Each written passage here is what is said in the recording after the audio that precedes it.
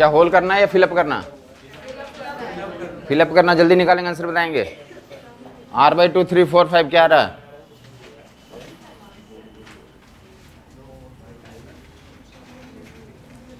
Disc कितने मास same radius R का? क्या बोला गया कि original disk mass same radius R का है, r/2 रेडियस का डिस्क क्या कर दिया गया, तो उसके ऊपर प्लेस कर दिया गया।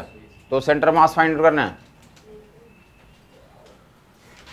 r/2 r/3 r/4 r5 r/5 क्या रहा है? r/10 क्या रहा है?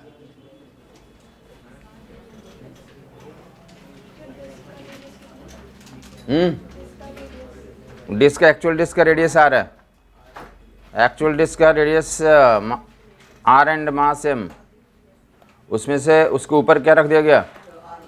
r/2 रेडियस का डिस्क रख दिया गया। आंसर निकालना था बीजी। अब छोड़ दे, अब 1 घंटे के लिए हमारे साथ बिजी हो जाएं, बगल वाले के साथ छोड़ दें। क्या करना था? फार्मूला क्या लगाएंगे? सेंटर सेंटर के बीच का डिस्टेंस, तो डब्ल्यू ये एक्चुअल सेंटर है और यहाँ से तो कितने पे होगा, तो r/2 हो जाएगा। सी की वैल्यू कितनी होगी? फार्मूला क्या होता था हमारा? Formula value C times b² / a² plus ये फार्मूला था। बी क्या था? जिसका हटाया उसका रेडियस था। बी किसका रेडियस था? तो जिसको रख दिया गया या जिसको हटा दिया गया उसका रेडियस। सी की वैल्यू r/2 है, दैट विल r² / 4। क्वेश्चन कहाँ थे तुम इतनी देर तक? अच्छा, निकाल रहे थे, उसके पहले कहाँ थे मतलब? अच्छा, तुम्हारा क्वेश्चन बगल वाला ही है।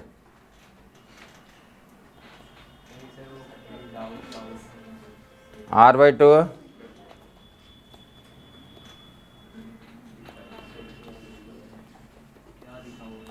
कितना हमारे पास? टोटली 5। दैट विल r/10 किधर शिफ्ट कर जाएगा, राइट या left? r/10 right side shift कर जाएगा। मास सेम रेडियस आर का डिस्क था, उसके ऊपर एक और r/2 रेडियस का डिस्क क्या कर दिया गया, तो रख दिया गया। तो सेंटर मास कहाँ शिफ्ट कर जाएगा? राइट साइड में। तो कहाँ शिफ्ट कर जाएगा, तो ये निकाल दिया गया। कंटिन्यूस सब्जेक्ट के लिए तो निकालने के लिए होमवर्क दिया गया था, कर लिया होगा लोगों ने। क्या होमवर्क दिया गया था, याद है साहब आपको? इंटीग्रेशन का था। क्या लीनियर मास डेंसिटी दिया गया था? cx²। बाकी एक सी ऊपर देंगे, ये रो इक्वल टू कितना? a + bx + cx²। ये रो की वैल्यू ax + bx। मैं बोलना चाहता हूँ क्या ऊपर देख लेगा? वो सारे केस इसमें तो हो गए। अगर क्या करते हैं, a की वैल्यू 0 कर दें, a की वैल्यू 0 कर दें और सी डी की वैल्यू 0 करें, इतना आ जाएगा। कितना निकाला है इसका? 12/3 भी, और 12/3 निकाला था। अगर इसको 0 कर दें तो 3/4L, इसको 0 कर दें, ऐसा कर लिया था। इस सभी को एक कंबाइन कर दें, सभी को एक साथ क्या कर दिया, तो कंबाइन कर दिया। मैं बोलना चाहता हूँ कोई इंडिविजुअल टर्म हो सकते हैं या फिर तो सारे एक साथ हो सकते हैं। इतना एनफ लिख दिया गया, बाकी सिर्फ इतना ही रहेगा। तो क्या बताएंगे? L/2, क्योंकि लीनियर मास डेंसिटी क्या है? कांस्टेंट है। रो इक्वल टू ए है, लीनियर मास डेंसिटी कांस्टेंट, तो कहाँ पे होगा? ज्योमेट्रिकल सेंटर पे होगा, L/2 पे होगा। क्लियर बात हो गई? तो डैट विल इसके लिए तो जैसे एक बार तो मेंशन कर लूँ, ऊपर देगा लीनियर मास डेंसिटी डंडा मास एम लेंथ हिल का linear mass density a + bx + cx² + dx³। तो इनका क्या निकालना? सेंटर मास निकालना है। ऊपर देख लेगा लोग, क्या लिखेंगे? x/dm और dm का इंटीग्रल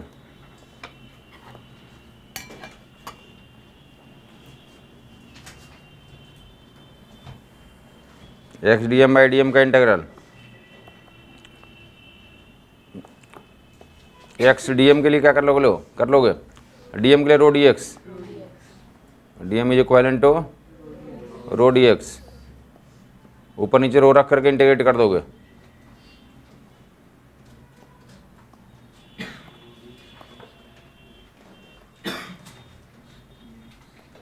न्यूमरेटर में ऐसा आ जाएगा और डिनोमिनेटर में रो dx 0 to L।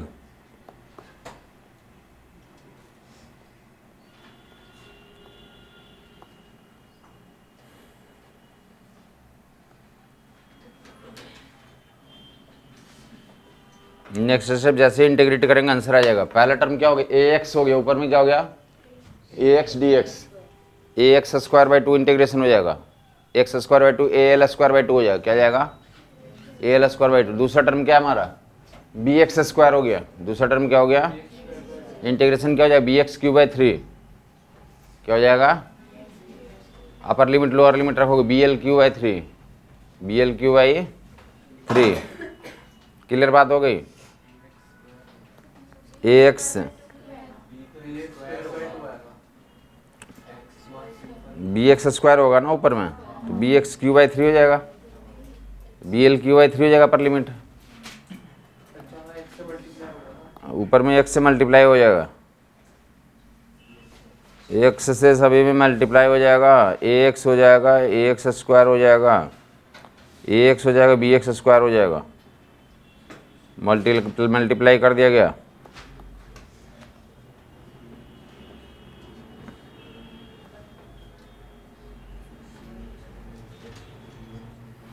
किसी को दिक्कत है अभी भी, मल्टीप्लाई कर दिया, आप सुस्त मत बैठे रहोगे, आपको कर लेना चाहिए था अभी तक।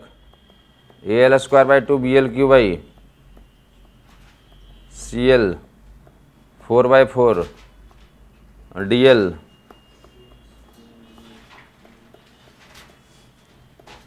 5/5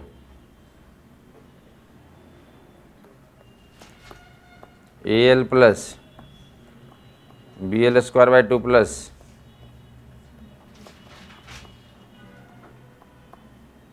किसी को कन्फ्यूजन है बता देगा। A L plus B L square by 2 plus C L Q by 3 plus B L 4/4 D L 4/4। आप लो न्यूमरेटर डिनोमिनेटर में कुछ कैंसिल हो रहा, कैंसिल कर दोगे, ऊपर नीचे एल कॉमन आउट है, एल कॉमन लेके कैंसिल कर सकते हो, जो रहेगा 4 ऑप्शन में देख लोगे। क्लियर बात हो गई।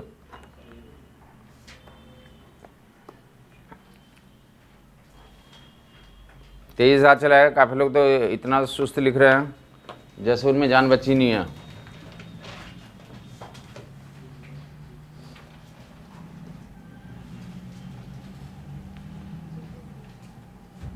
तो लिखने से ना पता चल जाता कि आप किस स्टेटस में, क्योंकि जब है ना बॉटल में पानी नहीं रहता तो कैसे गिरता पानी, अरे बूंद बूंद करके गिरता है, कुछ बचा ही नहीं पानी तो क्या गिरेगा। तो ऐसे आप लिख रहे हैं ऐसे, इसका मतलब है कि आपके अंदर कुछ बचा ही नहीं है।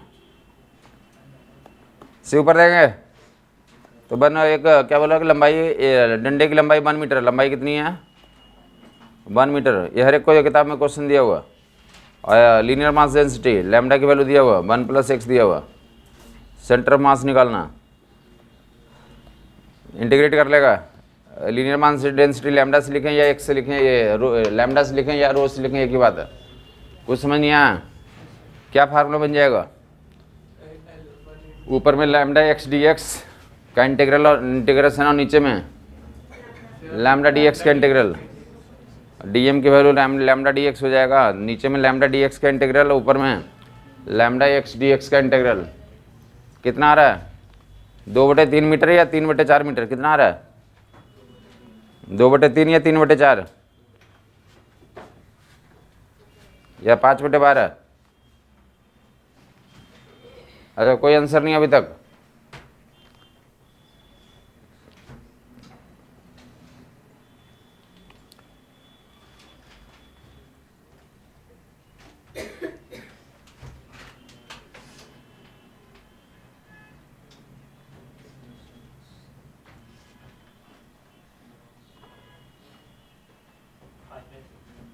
Five by 6, okay. Anybody else? 5/9. Yes, sir. और किसी का कुछ, lambda equal to 1 + x, 5/9. Integrate कर देना था, एक centre of mass lambda X D X, lambda D x,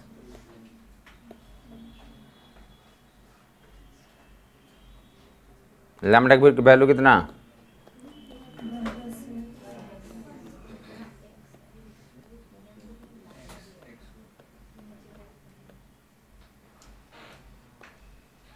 zero से 1 मीटर के लिए इंटीग्रेट कर दें।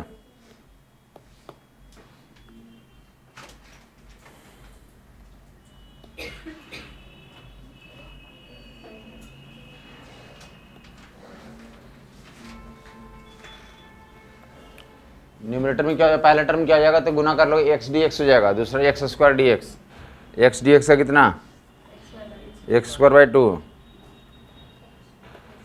X Q by 3, upper limit lower limit रखोगे ऐसा हो जाएगा न्यूमरेटर में। डिनोमिनेटर में तो डी एक्स हो गया, तो D x plus x square by 2,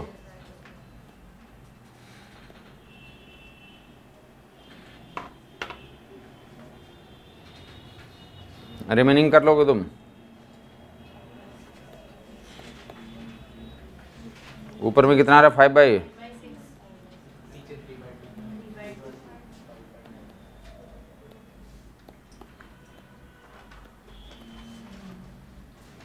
5/9 मतलब सेंटर से तो लेफ्ट में है राइट में,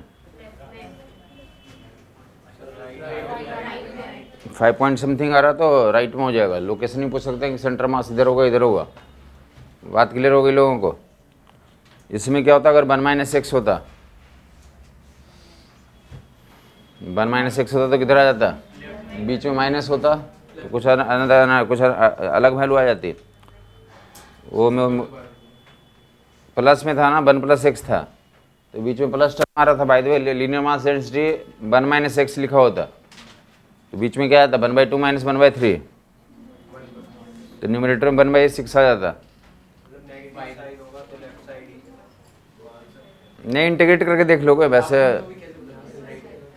यहाँ से 5/9 आ गया ना, 5/9 0.5 से ज़्यादा है, तो 0.5 से ज़्यादा तो सेंटर से राइट होगा, ये बोला जा रहा था। अब माइनस रहेगा तो लीनियर मास डेंसिटी क्या और बेसिकली डिक्रीज कर रहा है, डिक्रीज कर रहा मतलब लेफ्ट में ज़्यादा है और जैसे जैसे एक्स बढ़ा रहे क्या हो रहा कम जा रहा था, सेंटर से तो लेफ्ट की तरफ शिफ्ट करेगा। सेंटर मास कहाँ शिफ्ट करेगा, क्लियर हो गया लोगों को। तो कंटिन्यूस सब्जेक्ट में ऐसा करते हैं, बाकी कंटिन्यूस सब्जेक्ट में कुछ केस में इंटीग्रेशन से दे दिया गया था। उसके अलावा कंटिन्यूस सब्जेक्ट का क्या फंडा होता है, एक तो स्ट्रेट फॉरवर्ड, एक तो इंटीग्रेशन वाला फार्मूला जहाँ पे कुछ लीनियर मास डेंसिटी का वेरिएशन दिया रहेगा तो इंटीग्रेट करके निकालोगे। ये लीनियर मास डेंसिटी लैम्डा दे करके कुछ क्वेश्चंस में पूछे हुए किताबों में, तो एक तो वो काम कर लोगे। इसका दूसरा यूज कहाँ पे किया जाता है, जो रिंग और डिस्क के लिए जो फार्मूला याद किया तो वो यहीं से निकाला जाता है, एक एलिमेंट लेकर के इंटीग्रेट करके यहीं से निकालते हैं। वो कितना होता है रिंग के लिए बताएंगे, चुप रहेंगे, इनको बोलने देंगे। रिंग के लिए सेंटर मास कहाँ पे बताया था, सेमी सर्कुलर रिंग के लिए, चुप रहेंगे, इनको बताएंगे, इनको रहने देंगे, इनको बोलने देंगे, एक एक करके जिनसे पूछा जाएगा वही बताएंगे। क्या नाम है बेटा, श्रेया, श्रेयस पूछा जा रहा है, जिनका नाम श्रेया है वही बताएंगे। 3r/2π, चुप रहेंगे बाकी लोग, 3r/2π ये बताएंगे। ये किसके लिए होता है आप बताएंगे, बाकी लोग चुप रहेंगे, इनको बताने देंगे बगल वाले। ये किसके लिए होता है, डिस्क के लिए होता है, चुप रहेंगे। हाँ जी बताएंगे साहब, ये किसके लिए होता है, चुप रहेंगे। ये किसके लिए होता है, डिस्क के लिए, आप बताएंगे बगल वाले। ये डिस्क के लिए होता है, डिस्क सेमी सर्कुलर डिस्क के लिए, सेमी सर्कुलर रिंग के लिए, चुप रहेंगे।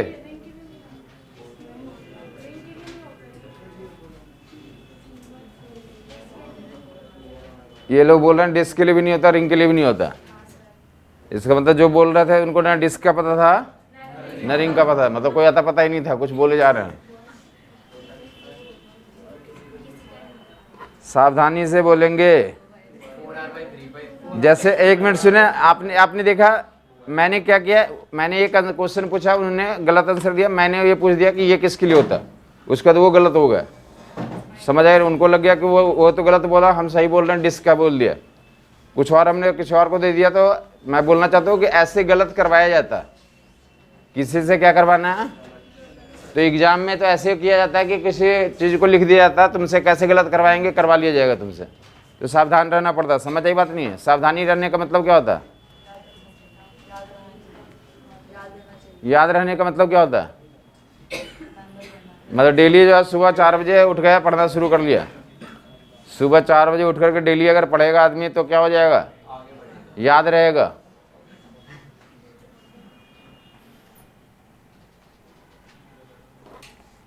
सभी लोग याद करें। लिखवा दिया गया था कि सेमी सर्कुलर वायर का कितना होता है, सेमी सर्कुलर डिस्क का कितना होता है। तो 2r/π होता है सेमी सर्कुलर वायर के लिए, 2r/, और सेमी सर्कुलर डिस्क के लिए।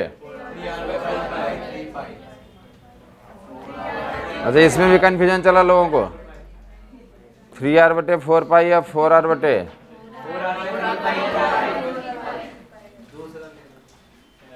कौन सा सही है, ये भी कंफर्म कर लेंगे कि क्या हमारा सेमी सर्कुलर डिस्क के लिए तो राइट वाला सही होगा। फार्मूले लिखवा देगा, ये इंटीग्रेशन से डिराइव होता है, और आप जो है तो उसे डेफिनेटली याद रख लेंगे, क्वेश्चंस पूछे जाते हैं उसी पे डायरेक्ट के लिए किसका है, या अदरवाइज दूसरा क्या यूज होता है उसका। वो दिए हुए सेमी सर्कुलर वायर और 2 सेमी सर्कुलर वायर, या 1 सेमी सर्कुलर वायर और 1 सेमी सर्कुलर डिस्क, और उस कंबाइंड कंपोजिट सिस्टम का सेंटर ऑफ मास निकालो। तो उसके लिए क्या करते हैं हम लोग, मास के लेके जो भी सेंटर ऑफ मास पे मास को रख करके इवेल्यूएट कर लेते हैं। मास को कहाँ पे रख के इवेल्यूएट कर लेंगे, सेंटर ऑफ मास पे रख कर। नहीं समझ में आया कुछ? अरे साहब कल तो किया था, याद होगा, एग्जाम्पल दिया था, एक कोन है और एक स्फेयर है, तो उनके मास को कहाँ रख दिया था, उनके सेंटर ऑफ मास पे रख करके, तो हटा करके हमें सेंटर ऑफ मास निकाल लिया था, पॉइंट मास के जैसा ट्रीटमेंट करके, पॉइंट मास के जैसा ट्रीटमेंट करके हमने कर लिया था। क्लियर बात हो गई? पॉइंट मास के जैसा ट्रीटमेंट करके हमने डिसीजन कर लिया था। तो कल को ऐसे ही बोल दिएगा, देखा इधर, ये क्या हमारा स्क्वायर प्लेट है, कैसा प्लेट है, स्क्वायर प्लेट है।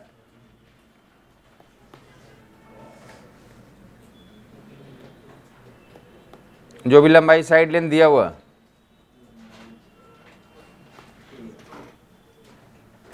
इसमें से एक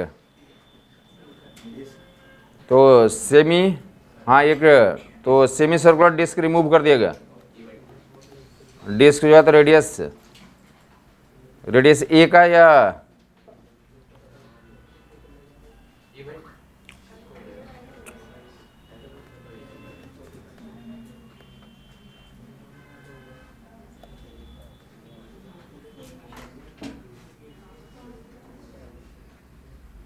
रेडियस a/2 का डिस्क हटा दिया गया।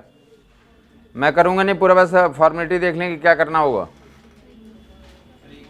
ये पूरा a था, a/2 का क्या हो गया हमारा, ये रिमूव कर दिया गया, डिस्क रिमूव कर दिया गया। तो क्या निकालना हमारा, रिमेनिंग सिस्टम का सेंटर मास निकालना। ऊपर देगा क्या फॉर प्रोसीड्यूर तैयार करेंगे हम लोग, इसकी सेंटर मास पे रख देंगे, उसके भी सेंटर ऑफ मास पे रखेंगे, दोनों के बीच का डिस्टेंस 4r/3 ले लेंगे और सी ऊपर देखेंगे। येलो वाला क्या है, तो एक डिस्क है, तो उसको उसके मास को कहाँ पर रख देंगे, उसके सेंटर मास पे रख देंगे।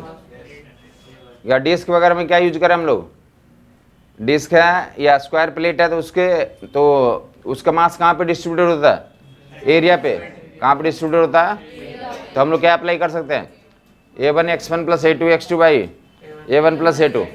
समझ आई बात नहीं है? अगर मास में काम करते तो m1x1 + m2x2/m1 + m2 होता। मास से फिर किस में जाएंगे, डेंसिटी एंड वॉल्यूम में जाएंगे, फिर एरिया थिकनेस में जाएंगे। बेहतर है मैं अगर समझ में आ गया कि होल वाला सिस्टम है, डिस्क है, तो कहाँ पे मास डिस्ट्रीब्यूटेड होगा, तो डायरेक्टली क्या करें, थिकनेस सेम होगा, डेंसिटी सेम रखेंगे, तो a1x1 + a2x2/a1 + a2 में चले जाए। समझ आया नहीं आया?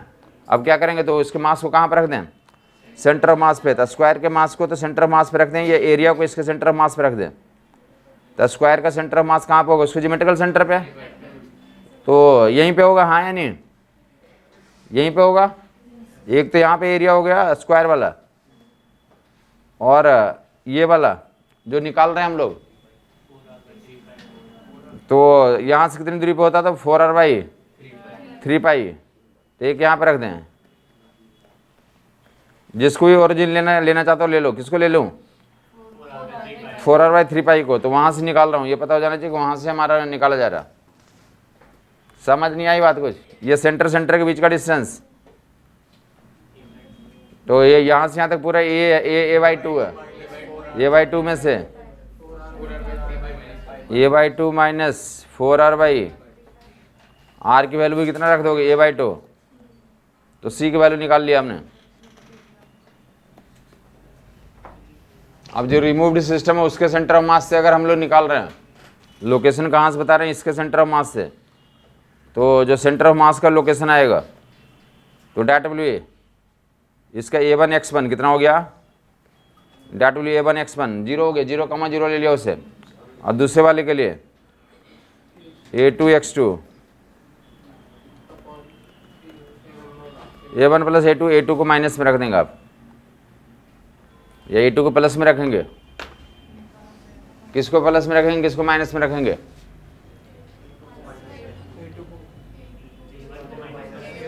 a1 को माइनस में और a2 को प्लस में। समझ आया कुछ? हमने इसी को ओरिजिन मान लिया है, इसको ओरिजिन मान लिया 0,0।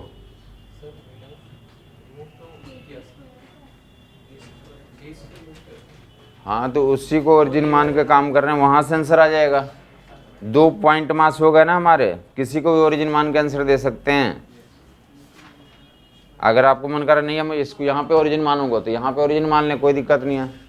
तो अब जो सेंटर मास निकालेंगे यहाँ से ओरिजिन मान करके, तो यहाँ से आएगा आंसर। अभी फिलहाल कहाँ पे रख के लिया है? डिस्क जो रिमूव किया, दोनों में किसी एक को ले सकते हैं, कहीं दिक्कत कोई दिक्कत नहीं। हाँ, किसी को सेंटर मास लेकर, किसी को ओरिजिन लेकर के आंसर निकाल सकते हैं। बस ये ध्यान से रखेंगे, ये हमने तो जो रिमूव किया उसका सेंटर मास को ओरिजिन लिया, तो वहाँ से आएगा ये लोकेशन। ये कहाँ से आएगा? रिमूव किया वहाँ से आंसर आ जाएगा हमारा। जो रिमूव किया वहाँ से आंसर आ जाएगा। समझ आ गई बात है? बोलो बोलो। वैसे भी तो लॉजिकल था ना कि सेंटर मास कहाँ जाएगा? लेफ्ट जाएगा राइट जाएगा? तो लेफ्ट से निकाला तो कहाँ जाएगा? राइट की तरफ जाएगा। किसी को कन्फ्यूजन तो नहीं हो रहा है? A2 पे भी लेके काम कर सकते हो, कोई दिक्कत नहीं उससे। मैंने A1 को तो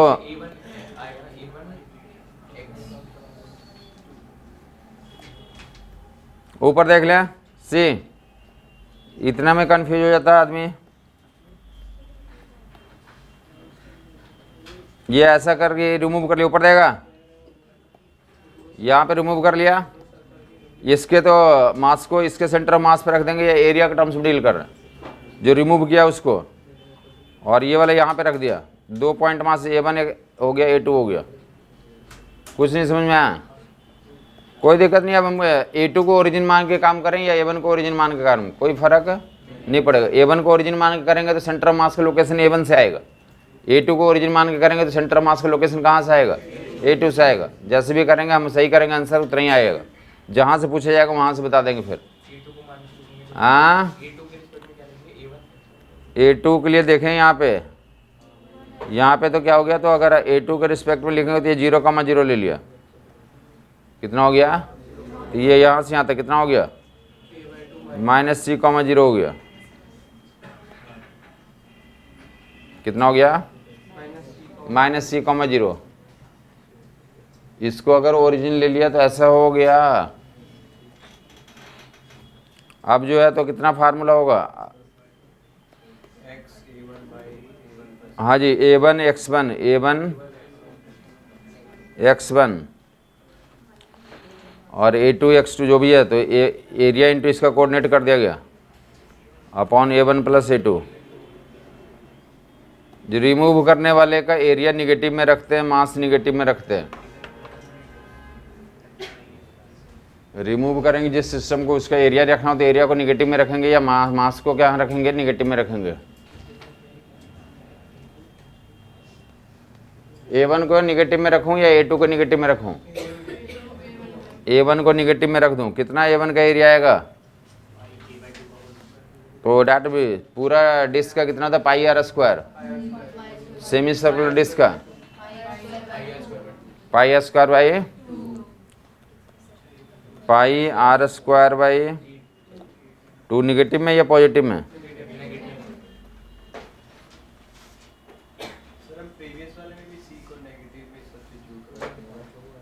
मेरे साहब ओरिजिन ले लिया तो लेफ्ट में रहेगा तो निगेटिव में रखेंगे, राइट में रहेगा तो पॉजिटिव में रखेंगे। अब देख लो लेफ्ट में है राइट में है। जहाँ पे ओरिजिन ले लिया उसके रिस्पेक्ट में लेफ्ट में रहेगा तो कोऑर्डिनेट को माइनस में रखते हैं, राइट में रहेगा तो पॉजिटिव में रखेंगे।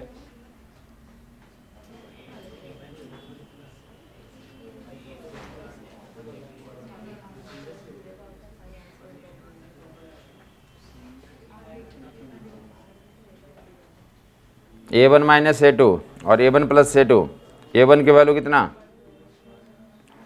तो डाटा डब्ल्यू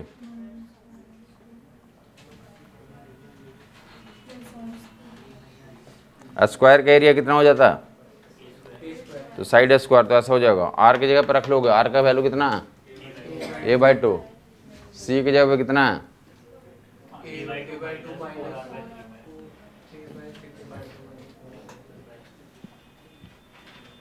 क्या क्या समझ नहीं आया?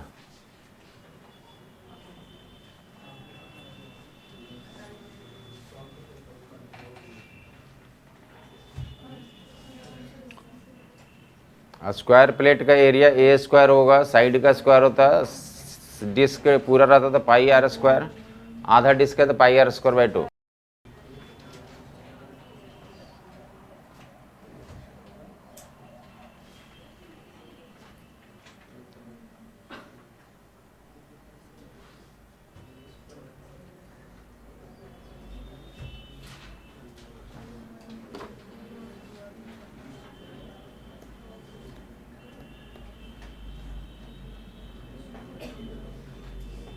किसी को कन्फ्यूजन है बता देगा?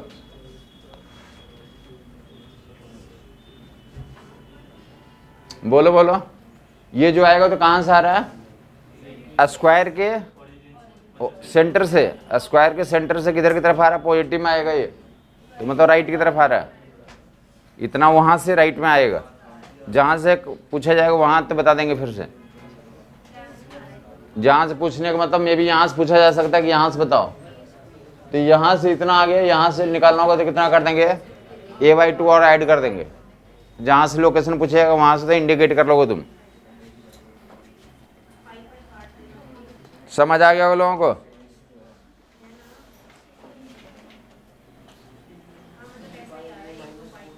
पाई वाई के टर्म्स में रहेगा, ऑप्शन रहेंगे वहाँ पे, ऐसा कुछ नहीं है। Pi R square by 2 into C and data value A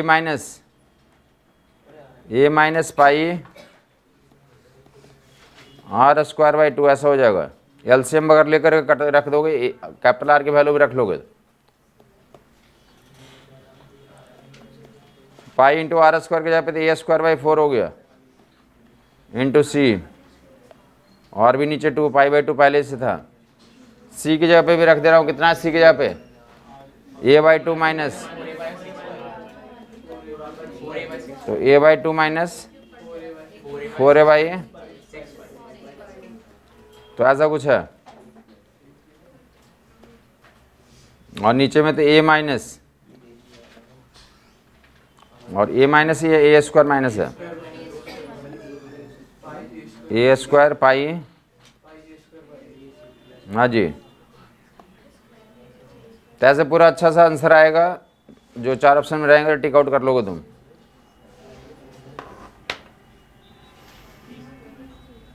definitely A square ऊपर नीचे कैंसिल आउट होगा, कोई दिक्कत नहीं है। कैंसिल हो रहा, कैंसिल कर लेंगे। जहाँ पे रहेगा तो कर लेंगे, इतना कॉम्प्लेक्स रहेगा नहीं, कोई छोटा मोटा ही रहता है। जहाँ पे रहेगा तो आइडेंटिफाई कर लोगे। आगे मूव करते हैं हम लोग। अब हम लोग याद होगा लोगों को, न्यूटन का नियम अप्लाई किया था। न्यूटन के नियम में क्या एग्जाम्पल दिया गया था कि अगर सेंटर ऑफ मास जहाँ पे स्टेशनरी तो स्टेशनरी रहेगा, और मोशन कर रहा तो मोशन में रहेगा। एक क्वेश्चन है किताबों में, IIT में कभी पूरा नहीं, पहले पूछा गया, ध्यान सुन लोगे। उसमें लिखा हुआ सेंटर ऑफ मास किस में है? सेंटर ऑफ मास रेस्ट में है। क्या लिखा हुआ? पहला लाइन में तो क्वेश्चन में ये लिखा है सेंटर ऑफ मास किस में है हमारा, और बाद में पूछा कि पार्टिकल्स, इंडिविजुअल पार्टिकल क्या कर रहे हैं? V1 V2 से मोशन कर रहे हैं। क्यों? Individual particle V1 and V2 से मोशन कर रहे हैं। क्यों कर रहे हैं motion? Centre of mass initially किस में है? और बाद में तो इंटरनल फोर्स के कारण कैसा मोशन कर रहे हैं? V1 एंड V2 से मोशन कर रहे हैं। फाइनल सेंटर मास की वैल्यू से पूछा गया। सेंटर मास की फाइनल वैल्यू भी कितनी आ जाएगी? समझ आई बात नहीं आई? अगर इन पहले स्टेज में नहीं लिखा होता कि सेंटर मास रेस्ट में नहीं है, तब तो जीरो नहीं होता। मैं बोलूँ दो तरह के क्वेश्चंस बनते हैं। एक तो पहले लाइन में लिख देगा सेंटर मास किस में हमारा? रेस्ट में। और फिर बाद में बोलेगा कि स्प्लिटिंग हो गई और फिर वेलोसिटी V1 V2 इतने दिए हुए हैं, तो बाद में सेंटर मास की वेलोसिटी निकालो। तो क्या करेंगे आंसर? तो पहले से रेस्ट में था तो बाद में भी क्या रहेगा? रेस्ट में रहेगा। जबकि डायरेक्टली बोलेगा कि V1 V2 वेलोसिटी दिया हुआ, तो सेंटर मास की वेलोसिटी कैसे निकाल लोगे? तो M1 V1 plus M2 V2 by M1 plus M2 से निकाल लोगे। दोनों तरह के क्वेश्चंस मिलते हैं। अगर पहले लाइन में सेंटर मास रेस्ट में लिखा हुआ बता दिया, सीधा ही बोल दिया गया। दूसरा अगर V1 V2 दिया हुआ, V1 V2 ऐसा दिया हुआ, सेंटर मास के बारे में इनिशियली कोई लोकेशन लिखा नहीं है, V1 I प्लस 2J लिखा हुआ, V1 कितने से चल रहा है? पहला पार्टिकल मास जो है तो ये 2 किलो का ऑब्जेक्ट है, पहला 2 किलो का ऑब्जेक्ट है। M1 कितना किलो का? 2 किलो का। और कितने से चल रहा है? और M2 कितने किलो का है? 3 किलो का। कितने से चल रहा है? कितने से चल रहा है? सेंटर मास की वेलोसिटी निकाल लेंगे लोग। ये भी सवाल रहता है कि सेंटर मास की वेलोसिटी निकालो। M1 जो है 2 किलो का ऑब्जेक्ट है, V1 जो है I प्लस 2J से चल रहा है। M2 कितने किलो का? 3 किलो का ऑब्जेक्ट है और कितने से चल रहा है? तो 2I प्लस 5J से चल रहा है। सेंटर मास की वेलोसिटी निकालना। Find the velocity of centre of mass. तो M1 V1 plus M2 V2 by M1 plus M2 कर लेंगे। M1 V1 plus M2 V2 by M1 plus M2। Clear हो गया वो लोगों को? गुड। डेफिनेटली क्या करें, नीचे डिनोमिनेटर में M1 प्लस M2 5 हो जाएगा। न्यूमरेटर में क्या बनाएंगे? तो 2 टाइम्स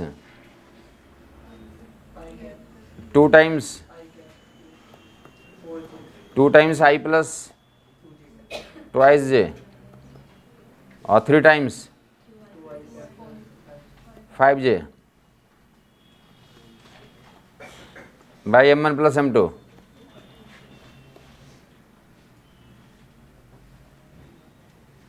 आई को जोड़ देंगे, कितना जरा हमारे पास? तो 6 प्लस 2 8, 4 प्लस तो 19। तो ऐसा कुछ आएगा। सेंटर मास की वेलोसिटी निकल के आ जाएगी। ये इवन A1 A2 दिए हो सकते हैं, तो सेंटर मास का क्या निकालना? एक्सेलरेशन निकालना। M1 A1 plus M2 A2 by M1 plus M2 कर लेंगे। जब V1 V2 निकाल रहे हैं तो ये कैसे भी कर लें, तो सुन लेंगे। सेंटर ऑफ मास फ्रेम होता क्या होता है? बोला M1 कितने से जा रहा था? V1 से जा रहा था। M2 कितने से जा रहा था? तो पहले किसका निकालिए वेलोसिटी? सेंटर ऑफ मास की वेलोसिटी निकालिए M1 V1 प्लस। अब बोला जाता कि वह एक सेंटर मास फ्रेम होता, तो वो सवाल ये पूछा था कि पार्टिकल 1 का ये V1 V2 वेलोसिटी कौन सा फ्रेम में है? V1 V2 velocity ground frame में है। V1 V2 M1 M2 की वेलोसिटी कहाँ पे है हमारा? अगर बोल दिया सेंटर ऑफ मास फ्रेम में निकालो, किस में निकालो? पार्टिकल 1 की velocity centre of mass frame में निकालो। तो कैसे निकाल लेंगे? ए का वेलोसिटी बी के रिस्पेक्ट में निकालो। ए का वेलोसिटी बी के रिस्पेक्ट ए माइनस बी करते थे, तो velocity of particle 1 in centre of mass frame with respect to centre of mass, तो सेंटर ऑफ मास की वेलोसिटी माइनस करके निकालेंगे। Velocity of first particle with respect to centre of mass V1 minus VCM कर लोगे। करो, लिखो और घटाओ तुम जल्दी से। वेलोसिटी ऑफ 2 सेंटर ऑफ मास। काफ़ी लोगों को मेरे साथ पढ़ना इसलिए मुश्किल लगता, क्योंकि बोलता है तो सब कुछ करवाता है, उतारने का कुछ मौका ही नहीं देता। बस उनको चाहिए क्या कि बस लाइक बोर्ड पे लिख दे, उतार ले। जो उनकी लाइफ में तो यही सिखाया गया उन्हें। अभी तक 1 क्लास से 12 क्लास तक वो प्राइवेट और पब्लिक स्कूल में पढ़े हैं, उनको ये करा गया कि तुम आओ, टीचर लिखेगा और उतारो।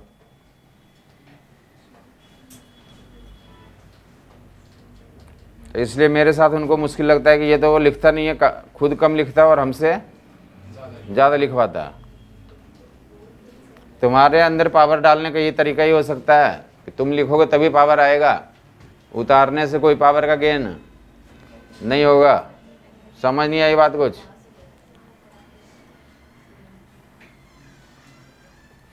Velocity of one with respect to centre of mass,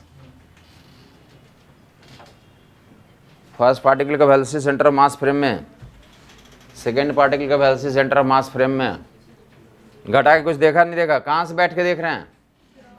centre of mass frame से देख रहे हैं। अब V1 V2 ग्राउंड फ्रेम में था, अब कहाँ से निकाल रहे हैं? ये सेंटर मास फ्रेम में। याद रखोगे ये भी क्वेश्चन कहीं पे जोड़ा हुआ रहता है कि पार्टिकल 1 की वेलोसिटी किस में निकालें आप? सेंटर मास फ्रेम में। फ्रेम का मतलब ये होता है कि उस पॉइंट पे बैठ के आप बात आउट कर रहे हैं।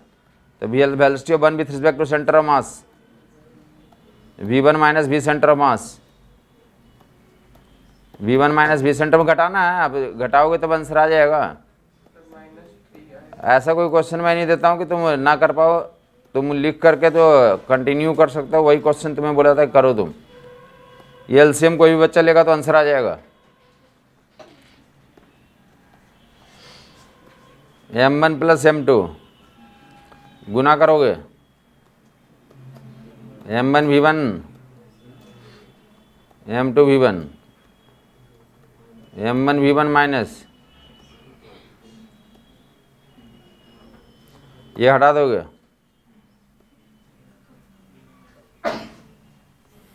कितना आ गया हमारे पास? M2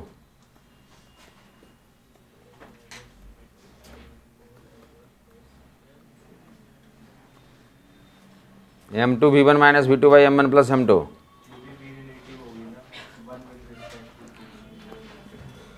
भी रिलेटिव बोल सकते हैं या फिर डायरेक्टली हमारे पास ऐसा हो रहा है। बाकी होशियार लोग ऐसे भी देखते हैं कि पार्टिकल 1 का सेंटर मास फ्रेम में निकाल रहे हैं, 1 पार्टिकल का निकाल रहे हैं तो क्या आ रहा है यहाँ पे? तो मास 2 का आ रहा है।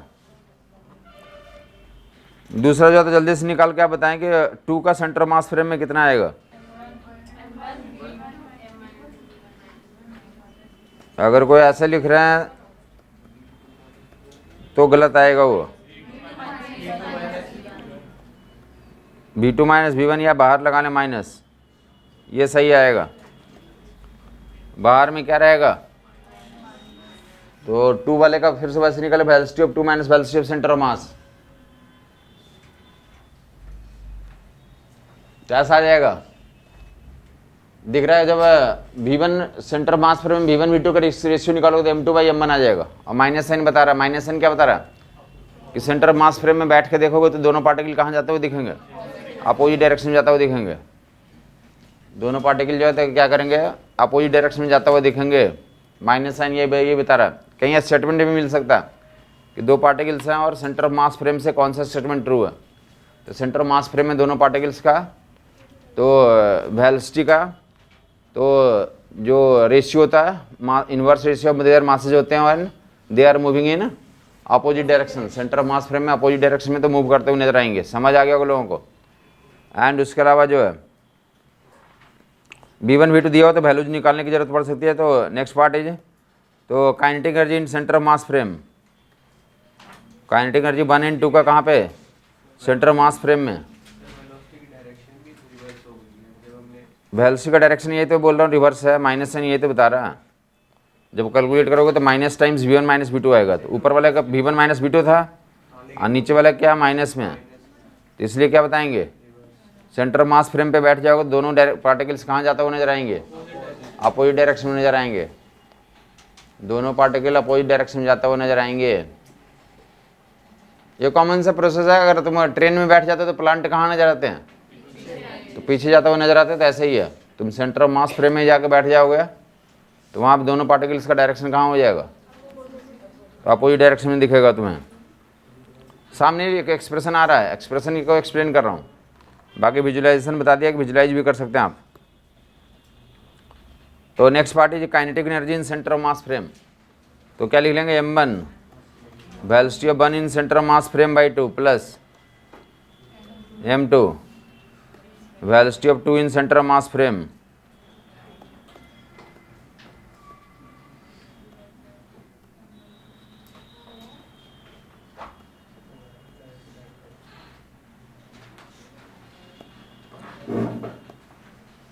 m1 भी सेंटर ऑफ मास का स्क्वायर बाई 2 प्लस m2 भी सेंटर ऑफ मास का स्क्वायर बाई 2। दोनों पार्टिकल के velocity centre of mass frame में रख दिया गया।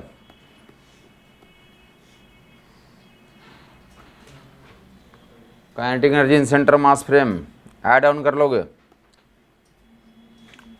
ये V1 सेंटर ऑफ मास की वैल्यू रखोगे, V2 सेंटर ऑफ मास की वैल्यू यहाँ रखोगे, ठीक है। एलसीएम अगर लोगे तो इतना आ जाएगा m1 by m2 by m1 plus m2।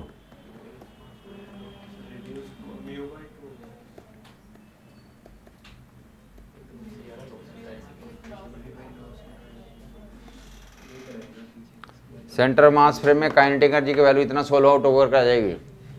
Common वगैरह लोगे, कैंसिल करोगे, 1/2 m1 m2 by m1 plus m2 v1 minus v2 का whole square, 1/2 m1 m2 by m1 plus m2 v1 minus v2 का होल स्क्वायर।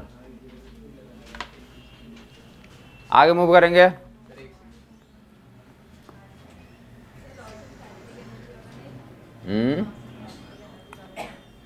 हाँ, आपको जहाँ से connect करना तो एक्सप्रेशन आप कनेक्ट कर सकते हैं, बाकी इतना आता है इस केस में। सेंटर मास फ्रेम में दोनों पार्टिकल्स की काइनेटिक एनर्जी दोनों v1 v2 से मोशन कर रहे हैं, तो kinetic energy in centre mass frame, two body system का सेंटर ऑफ मास फ्रेम में kinetic energy m1 m2 by m1 plus m2, denominator में 2 आएगा और v1 माइनस v2 का होल स्क्वायर आएगा। फर्दर आप मूव करेंगे न्यूटन का पहला नियम के बारे में। न्यूटन का पहला नियम के तो याद होगा, लोगों को बताया था कि किसी प्रोजेक्टाइल को लॉन्च करते हैं, क्या बताया था? तो बीच में अगर स्प्लिटिंग हो जाएगी, अगर बीच में स्प्लिटिंग हो जाएगी तो भी सेंटर ऑफ मास क्या करेगा हमारा, सेम पाथ को फॉलो करता है। किस को फॉलो करता है? और स्प्लिटिंग हो गई तो स्प्लिटिंग हो गई उन पार्टिकल्स के बारे में डिस्कशन करना। तो ऊपर देगा लोग, पहले तो ये निकाल लेंगे आप कि 37 डिग्री पे 100 मीटर पर सेकंड फेंका गया पहले तो लाइक रेंज निकाल लोगे। इसका रेंज अब निकाल रहे हैं, मतलब क्या निकाल रहे हैं, बोले एक बॉम्ब को फेंक दिया गया 37 डिग्री एंगल पे 100 मीटर पर सेकंड से, तो बॉम्ब जहाँ गिरेगा बॉम्ब फूट गया, बॉम्ब क्या कर गया, फूट कर गया। तो फूटने के बाद जो जहाँ पे बॉम्ब के जो पार्टिकल्स हैं उनका सेंटर मास जिस पॉइंट पे गिरेगा उसका पोजीशन निकालो। ना समझ में आया? रेंज निकालेंगे तो वही निकाल रहे हैं जो पहले सिंपल प्रोजेक्टाइल मोशन में रेंज का वैल्यू निकालते थे, यहाँ पे किसकी वैल्यू आ जा रही है? अब रेंज निकल रहा तो क्या निकल रहा है, सेंटर मास का पोजीशन निकल रहा है। अगर नहीं फूटता तो भी सेंटर मास यहीं पे होता है, और फूट गया तो भी सेंटर मास यहीं पे होगा। तो सेंटर मास का पोजीशन निकाल रहे हो बेसिकली तुम 960 मीटर। सब लोग निकालेंगे, रेंज का फार्मूला लगा कर रखेंगे लोग। जो फार्मूला भी भूल जा रहे हैं तो होशियार हो जाएं, अभी भी टाइम है कि आप घर पे पढ़ना शुरू कर दें, घर पे पढ़ना शुरू कर दें, अभी भी टाइम है। 2u square sine theta cos theta, 2u square sine theta sine 35 cos 35, 2u square sine theta cos theta by जी।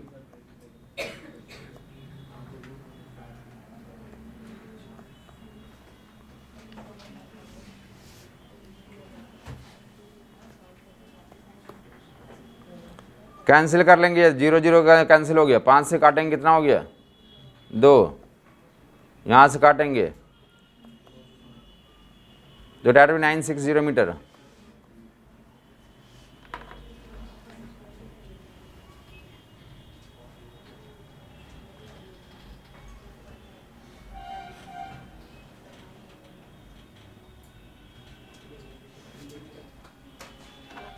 सवाल अब यहाँ के बाद स्टार्ट होता है, ये हम लोग ने तो प्रोजेक्टाइल में पढ़ दिया था। क्वेश्चन अब ये स्टार्ट होता है, इसी ऊपर रहेगा। आपको समझ में आएगा कि किसका लोकेशन हमने निकाल लिया। तो फूटे या ना फूटे सेंटर मास तो यहीं रहेगा, फूटे या ना फूटे सेंटर मास तो। अब सवाल ये बोला कि जो प्रोजेक्टाइल हमारा क्या तो एक्सप्लोड कर जाता है, क्या कर जाता है, कहाँ पे एक्सप्लोड करता है, लोकेशन दिए हो सकते। फिलहाल लोकेशन तो हाईएस्ट पॉइंट दिया हुआ, हाईएस्ट पॉइंट पे तो प्रोजेक्टाइल क्या कर जाता है, एक्सप्लोड कर जाता है।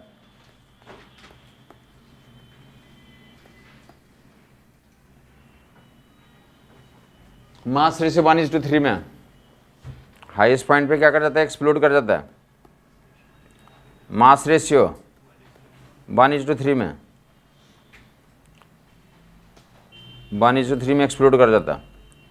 या मास से कहते या तो क्या कर लें आप 4 किलो शुरू में ले लें तो 1 किलो 3 किलो में फुट रहा है, या मास अगर प्रोजेक्टाइल का m मानते हो तो 3m/4 m/4 में एक्सप्लोड करेगा। ये सवाल में ये बातें पूरी लिखी रहेगी। ये प्रोजेक्टाइल है, मास m 37 डिग्री पे 100 मीटर पर सेकंड से लॉन्च कर दिया गया। प्रोजेक्टाइल एक्सप्लोड्स है at the highest point in the mass ratio 1:3। Projectile explodes at the highest point in the mass ratio 1:3 and a smaller part coming to rest, a smaller part coming to rest, a smaller part किस में आ जाता है, rest में आ जाता है। तो find the position where heavier part land. सवाल ये पूछा था कि जो फाइंड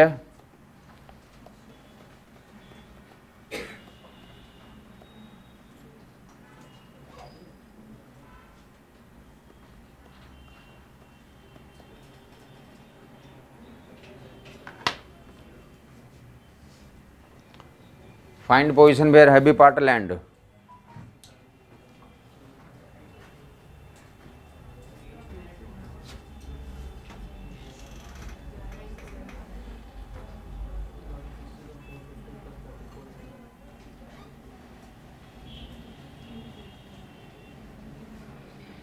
वो पोजीशन बताएं जहाँ पे हैवी पार्ट क्या करेगा, लैंड करेगा।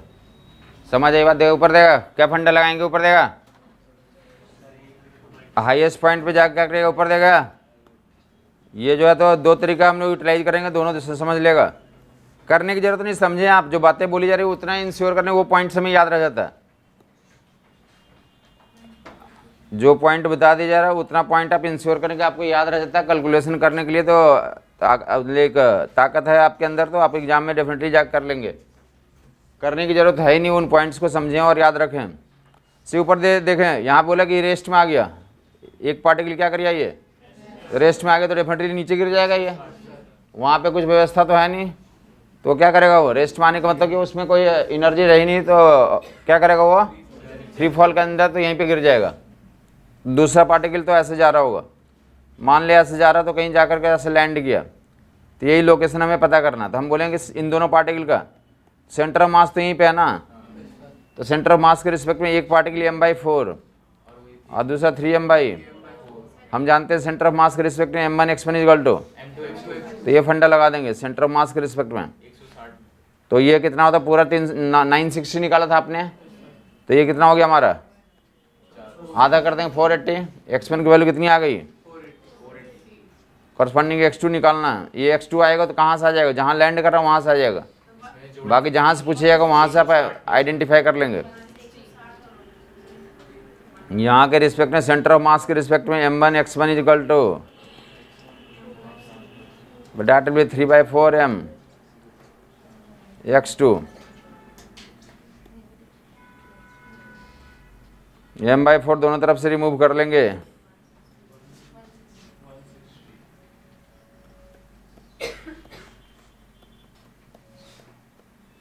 x2 केवल 160 मीटर है, तो पॉइंट ऑफ प्रोजेक्शन से आइडेंटिफाई कर लोगे।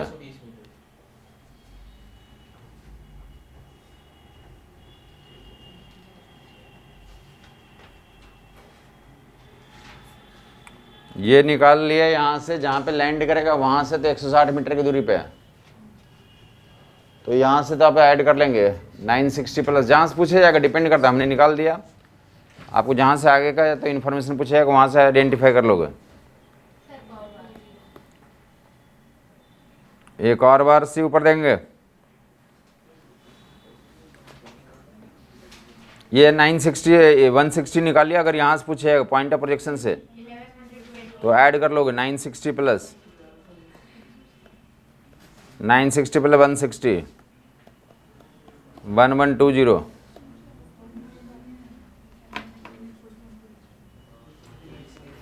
उतार लें, बाकी एक बार दो बार और समझ लेंगे। आपको क्या क्या समझ में आया साहब, आप बताएंगे, चुप रहेगा, बाकी लोग आपस में बातचीत ना करें। जो भी बातचीत करना बताया कि आप ये जो 1 घंटे तो हमारे साथ रहे हैं, आपका क्लास का टाइम और कम कर देते हैं कि 1 ही घंटे रहें। आप बीच में बर्दाश्त नहीं कर पाते कि ज़्यादा देर रह नहीं पाते हमारे साथ, लेकिन जितना देर भी रहें फुल रहें। बताएंगे क्या समझ में आएगा साहब आपको, बाकी लोग इनकी बात सुनेंगे। सर एक ऑब्जेक्ट को 37 डिग्री एंगल पे प्रोजेक्ट किया गया और हाईएस्ट पॉइंट वो स्प्लिट हो गया m/4 3m/4 एक्सेस हाईएस्ट पॉइंट पे एक्सप्लोड कर गया। में। उसके पहले क्या बताया था कि फेंका तो डेफिनेटली क्या करेगा, सेंटर मास तो एक्सप्लोड करे या ना करे, एक्चुअल लाइन पे जाता रहेगा। अगर नहीं पे जाता, फूटता तो जिस लाइन पे जाता बाद में फूटने के बावजूद भी उस लाइन पे जाएगा। क्वेश्चन के बारे में उन्होंने समझाया कि क्वेश्चन में ये बोला है कि हाईएस्ट पॉइंट पे फूट गया। तो एक्सप्लोजन में पार्टिकल्स के बारे में तो लोकेशन दिया होगा, पार्टिकल्स के बारे में क्या हुआ, तो पार्टिकल्स के बारे में क्या बोला गया बेटा बताएंगे। बोले एक पार्टिकल तो वहीं पर रेस्ट में आ जाता, दूसरा पार्टिकल कहाँ पे जा गिरेगा, ये क्वेश्चन था। तो ये नीचे गिर गया और ये जा करके कहाँ गिरा, तो ये पता करना। तो मान लिया कि लैंडिंग पॉइंट से कितनी दूरी पे जा गिरा, x2 दूरी पे जा गिरा। ये तो एक पार्टिकल तो यहीं पे गिरेगा और दूसरा यहाँ पे जा गिरा, ये यहीं पे गिर गया। ये करस्पॉन्डिंग क्या गया, x1 एंड ये कितना हो गया x2, x1 and x2। Centre of मास के रिस्पेक्ट में m/4 x1 is equal to 3/4 mx2। m/4 x1 is equal to 3/4 x2। हाँ साहब, जिनको समझ नहीं आता बताएंगे, अभी भी उतारने में लगे हैं लोग। यही तो बताया था बेटा कि सेंटर ऑफ मास के रिस्पेक्ट में मास मोमेंट बैलेंस होता है। 1 से 2 क्लास पहले ये प्रूव किया था। सेंटर ऑफ मास के रिस्पेक्ट में क्या लिखते हैं, m1 x1 equal to m2 x2। Centre of mass theorem, जब पार्टिकल जो है 2 पार्टिकल 3 पार्टिकल का सिस्टम है, अगर सेंटर ऑफ मास पता तो सेंटर ऑफ मास के रिस्पेक्ट में पार्टिकल्स का मास मोमेंट क्या होता, बैलेंस होता। अगर और कुछ बोलता 3 फ्रेगमेंट टूट गया, किसी एक का दिया बाकी दूसरे का दिया हो, तीसरे का निकालना, तो भी है सेंटर ऑफ मास पता तो m1 x1 इधर और m2 x2 plus centre of मास के लेफ्ट में जो पार्टिकल्स हैं उनका मास मोमेंट, और सेंटर ऑफ मास के रिस्पेक्ट में राइट में जो पार्टिकल है उनका मास मोमेंट का बैलेंस रहेगा m1 x1 equal to. Clear हो गया लोगों को। तो m/4 यहाँ से हट जाएगा। x1 की वैल्यू कितना दिया हुआ पता है कि रेंज निकाल लिया हमने, तो 960 रेंज है। x1 की वैल्यू कितना हो गया 48 इक्वल टू 3x2। तो x2 की वैल्यू निकल के आ जाएगी।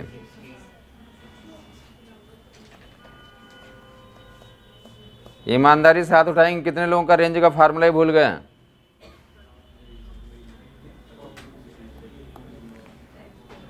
आप बार बार आपको रिपीट किया जा रहा है कि आप जो फार्मूले हैं उनका चार्ट बना लें और डेली याद करें।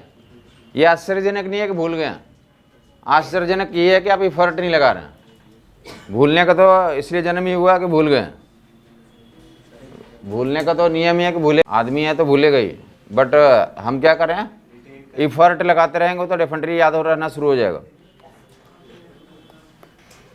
ये क्या होगा तो हमारा डब्ल्यू, हमें अगर यहाँ पॉइंट ऑफ प्रोजेक्शन से कुछ निकालना होता है कहाँ पे गिरा, तो डब्ल्यू यहाँ से यहाँ तक रेंज हो गया प्लस इतना जोड़ देंगे, जहाँ से पूछा जाएगा वहाँ से काम कर लेंगे। किसी को अभी भी कन्फ्यूजन है बता देगा, किसी को अभी भी कन्फ्यूजन है तो बता देगा। तो दूसरा तरीका ये भी निकालने का ये तरीका हो सकता है, ऊपर देगा। दूसरा तरीका ये भी है, ऊपर देगा लोग।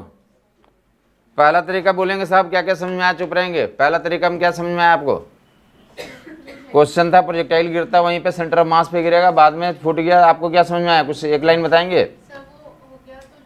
बोला कि छोटा पार्टिकल रेस्ट में आ जाएगा, क्वेश्चन में दिया हुआ तो वहीं पे गिरेगा, तो r/2 पे गिर गया। बड़ा पार्टिकल लोकेशन x2 निकालना था, सेंटर ऑफ मास के रिस्पेक्ट में m1 x1 equal to m2 x2 लगाएंगे, तो वहाँ से x2 की वैल्यू फाइंड आउट हो गया हमारा। अब x2 पता हो गया कि जहाँ पे एक्चुअल लोकेशन गिरने का था वहाँ से x2 पता चल गया, तो जहाँ से पूछा जाएगा वहाँ से तो सिंपल एडिशन सब्ट्रैक्शन से आप इन्फॉर्म कर सकते हैं। समझ आई बात। दूसरा पॉसिबिलिटी सोल्व करने का ये होता है, ऊपर देगा। ये जो यहीं पे गिर गया तो एक तो यहाँ गिर गया हमें पता है, दूसरा कहाँ जा गिरा तो वो x2 निकालना है। x2 पे जाए ऊपर देखता रहेगा लोग, यहाँ से हमें फाइंड आउट करना कहाँ जा गिरेगा, एक्चुअल पार्टिकल कहाँ पे जाके, तो एक्चुअल पार्टिकल का सेंटर ऑफ मास कहाँ पे जा गिरा, यहाँ पे जा गिरा, हाँ या नहीं। तो ऐसा देख लें हमें पता नहीं है तो इसका कोऑर्डिनेट ले लें। इसका कोऑर्डिनेट कितना हो जाएगा, इसको ओरिजिन मान के निकालें, यहाँ से ओरिजिन कॉमा जीरो ले लें, तो ये कितना हो गया r/2, 0, और ये कितना हो गया r + x2, 0, r + x2, ठीक है यहाँ तक। अब यहाँ इसके रिस्पेक्ट में सेंटर ऑफ मास का लोकेशन लिखें, तो डेट विल यहाँ पे कितना है m/4 into m1 x1 plus m2 x2, m1 x1 plus m2 x2 by m2 के यहाँ पे तो 3m/4 लिख लोगे,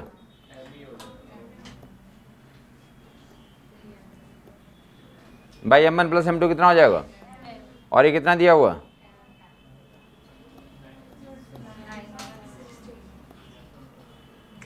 एक सेंटर मास का लोकेशन निकालोगे ना, एक सेंटर मास में कितना होता है दो पार्टिकल के लिए, m1 x1 plus m2 x2 by m1 plus m2। एक सेंटर मास तो पता ही है कहाँ पे उसका, उस सिस्टम के एक सेंटर मास कहाँ पे पता ही है हमें, तो उससे इक्वेट कर दिया, तो वहाँ से भी x2 की वैल्यू निकल के आ जाएगा। आइदर वे में करेंगे, जैसे भी करेंगे आंसर सही करेंगे तो उतना ही आएगा। तो नेक्स्ट पार्ट में पूछे याद होगा लोगों को, न्यूटन लॉ में दूसरा एग्जाम्पल दिया था, बोट वाला एग्जाम्पल, कौन सा एग्जाम्पल दिया था, बोट वाला एग्जाम्पल दिया था। ये बोट पे थे, एक आदमी है, दूसरा आदमी ऊपर देख लेगा, इसमें बहुत सारे क्वेश्चंस होते हैं, सुन लेगा एक बार अच्छे से। ये बोट है, बोट का तो मास दिया हुआ, लेंथ दिया हुआ, बोट का क्या दिया, मास एंड लंबाई दी हुई है,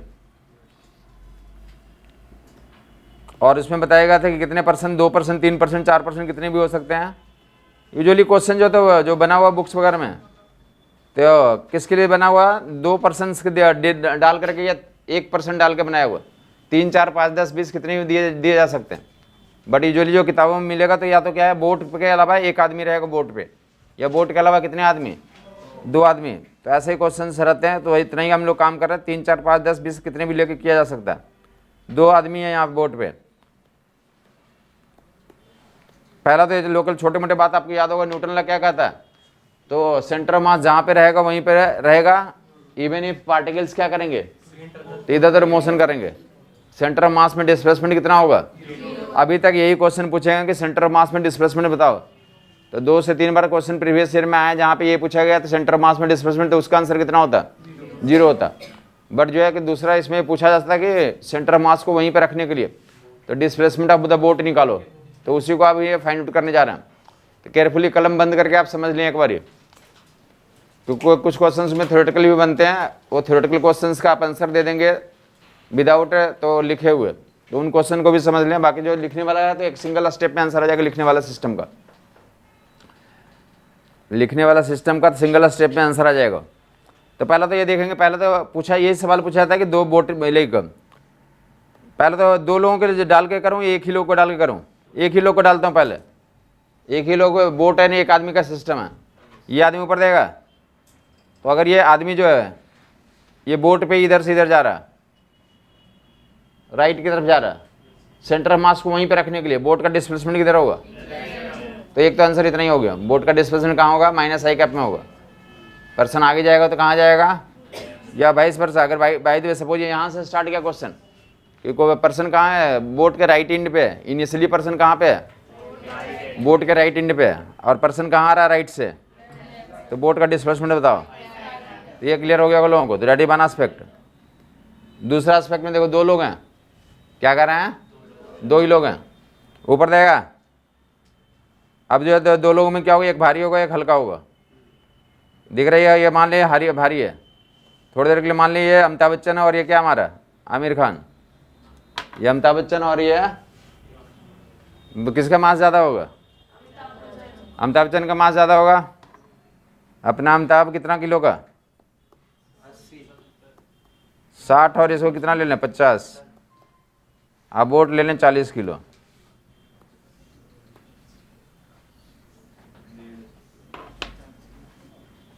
ऐसा सिचुएशन दिया हुआ,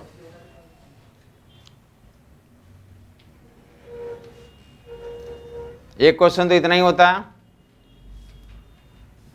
कि अमिताभ बच्चन और आमिर खान एक दूसरे से मिलने के लिए कहाँ पे आ गए, बोट के सेंटर ऑफ मास पे आ गए।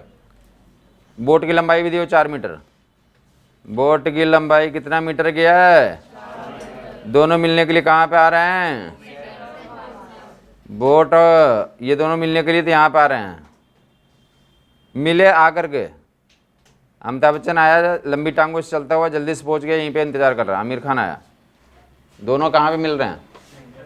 सेंटर मास पे, अब बोट के सेंटर पे मिल रहे हैं। कोई नया पिक्चर के बारे में डिस्कशन करना, वहीं पे दोनों की मीटिंग हो रही है। तो पहला सवाल ये होता है कि बोट का डिस्प्लेसमेंट इस प्रोसेस में होगा या नहीं होगा, होगा तो किधर होगा? समझ आई बात?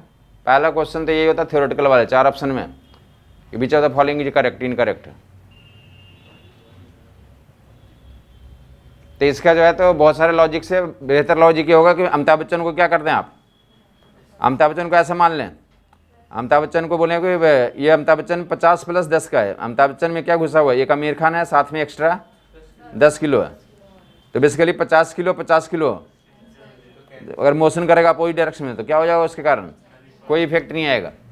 तो बच्चा क्या हमारे पास? ये दोनों मोशन कर रहे हैं, ये इधर और ये इधर, तो इफेक्टिवली ये 10 किलो ही लेफ्ट जा रहा है। तो बोट कहाँ डिस्प्लेस होगा?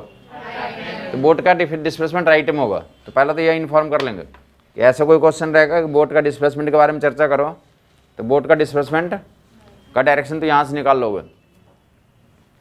क्लियर बात हो गई? बोट का डिस्प्लेसमेंट का आंसर क्या देंगे? यहाँ पे इफेक्टिवली ये 10 किलो इधर लेफ्ट आ रहा है, तो बोट कहाँ जाएगा? राइट जाएगा। बोट का डिस्प्लेसमेंट कहाँ होगा? राइट में होगा। फर्दर अब देखेंगे, ये समझ आ गया होगा लोगों को? जब डायरेक्शन सिर्फ बताना होगा 4 ऑप्शन में तो आप यहाँ से बता देंगे। अब उसके अलावा जो है तो क्या क्वेश्चन में क्या लिखा मेंशन किया हुआ था कि दोनों की मीटिंग कहाँ पे हो रही है? ये जो है ना क्वेश्चन टू क्वेश्चन वेरी करेगा, समझना इसलिए जरूरी है कि तुमने ये क्वेश्चन याद कर लिया कि दोनों की मीटिंग कहाँ पे हो रही है। क्वेश्चन में जाकर दूसरा दे दिया कि आमिर खान का तबीयत खराब है, अमिताभ बच्चन उससे घर पे मिलने के लिए आया। अमिताभ बच्चन क्या करा? तो फिर से दूसरा केस बन गया। समझ नहीं आई बात? या उल्टा कर लें कि अमिताभ बच्चन का तबीयत खराब है, आमिर खान उसके घर पे आया, तब फिर अलग अलग केस बन जाता है। इसलिए आपको बोला जा रहा है कि समझ लें आप चीज़ों को, लिखने से काम यहाँ पे नहीं चलता। 10वीं तक पढ़ाई होती है तो क्या होता था, आदमी लिख करके कुछ कर लिया, कुछ लिखा नहीं लिखा, इससे काम चल जाता था। इस लेवल पे जब आए हैं तो आप ओपन जोन में कुछ भी पूछा जा सकता है। एक ही सिचुएशन में आपने कुछ यहाँ पे पढ़ा, कुछ और वहाँ पे लिख दिया गया, तो आंसर चीज़ें चेंज होती है, इसलिए समझना ज़्यादा जरूरी है। क्लियर बात हो गई? तो आपको 3 केस में कौन सा अच्छा लगा? दोनों आ रहे हैं। तो बोट कहाँ जा रही है? बोट राइट में जा रही है। सेंटर मास को रखने वहाँ पे रखने के लिए बोट का डिस्प्लेसमेंट राइट में हो रहा है। आपको कौन सा अच्छा लगा? कौन जा रहा है? अमिताभ बच्चन जा रहा है, आमिर खान के पास जा रहा है। तो बोट का डिस्प्लेसमेंट तो राइट में होगा इस केस में। आप बता दें साहब तीसरा वाला केस, आमिर खान जा रहा है तो बोट का डिस्प्लेसमेंट समझ आ गया होगा लोगों को? क्या नहीं समझ में आया? कौन जा रहा था? अमिताभ बच्चन बेसिकली इधर जाएगा ना, ऐसे जा रहा होगा, वो वहीं पे है। तो सेंटर ऑफ मास को वहीं पर रखने के लिए बोट किधर जाएगा? इफेक्टिव मास का डिस्प्लेसमेंट लेफ्ट में आ रहा है इसका, तो बोट का कहाँ होगा? सेंटर मास को वहीं रखने के लिए तो राइट में जाएगा। बोट कहाँ जाएगा?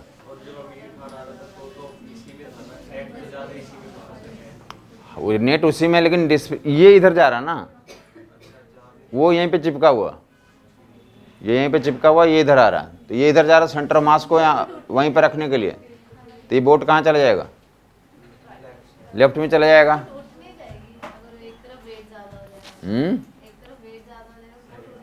बोट उठता नहीं है ना, बोट का कंस्ट्रक्शन ऐसा रहेगा कि नहीं उठेगा। उस पर हम लोग जाएं, अभी वो लकड़ी वाला नहीं है कि तुम उधर जाओगे तो उठ जाएगा। हाँ, बाइंसी फोर्स लग रहा है वहाँ पे, और भी चीज़ें होती है, मतलब वो ऐसा थोड़ी कोई ऐसा उठ जाएगा तो मतलब जो चलाने वाला बैठता है उधर जाकर उठ जाता है, डूब जाता है, ऐसे थोड़ी होता है। कंस्ट्रक्शन किया रहता है ना, उन सब चीज़ों पे नहीं जाएंगे। आप ये पार्क में बैठे हैं कि पार्क में शीशा होता है, उधर एक तरफ चले जाएगा सभी आदमी, तो दूसरी तरफ क्या हो जाएगा? उठ जाएगा, वो नहीं है।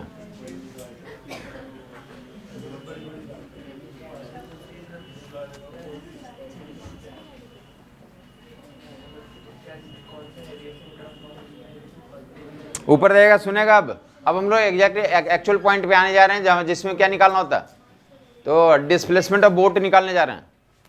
क्या निकालने जा रहे हैं? वो ये केस को उठाया कि both meets at the centre, both meet at the centre, find displacement of the boat. ऊपर लेगा, कुछ भी नहीं लिखेगा, आपको करने के लिए 2-3 क्वेश्चन दे देंगे। बोथ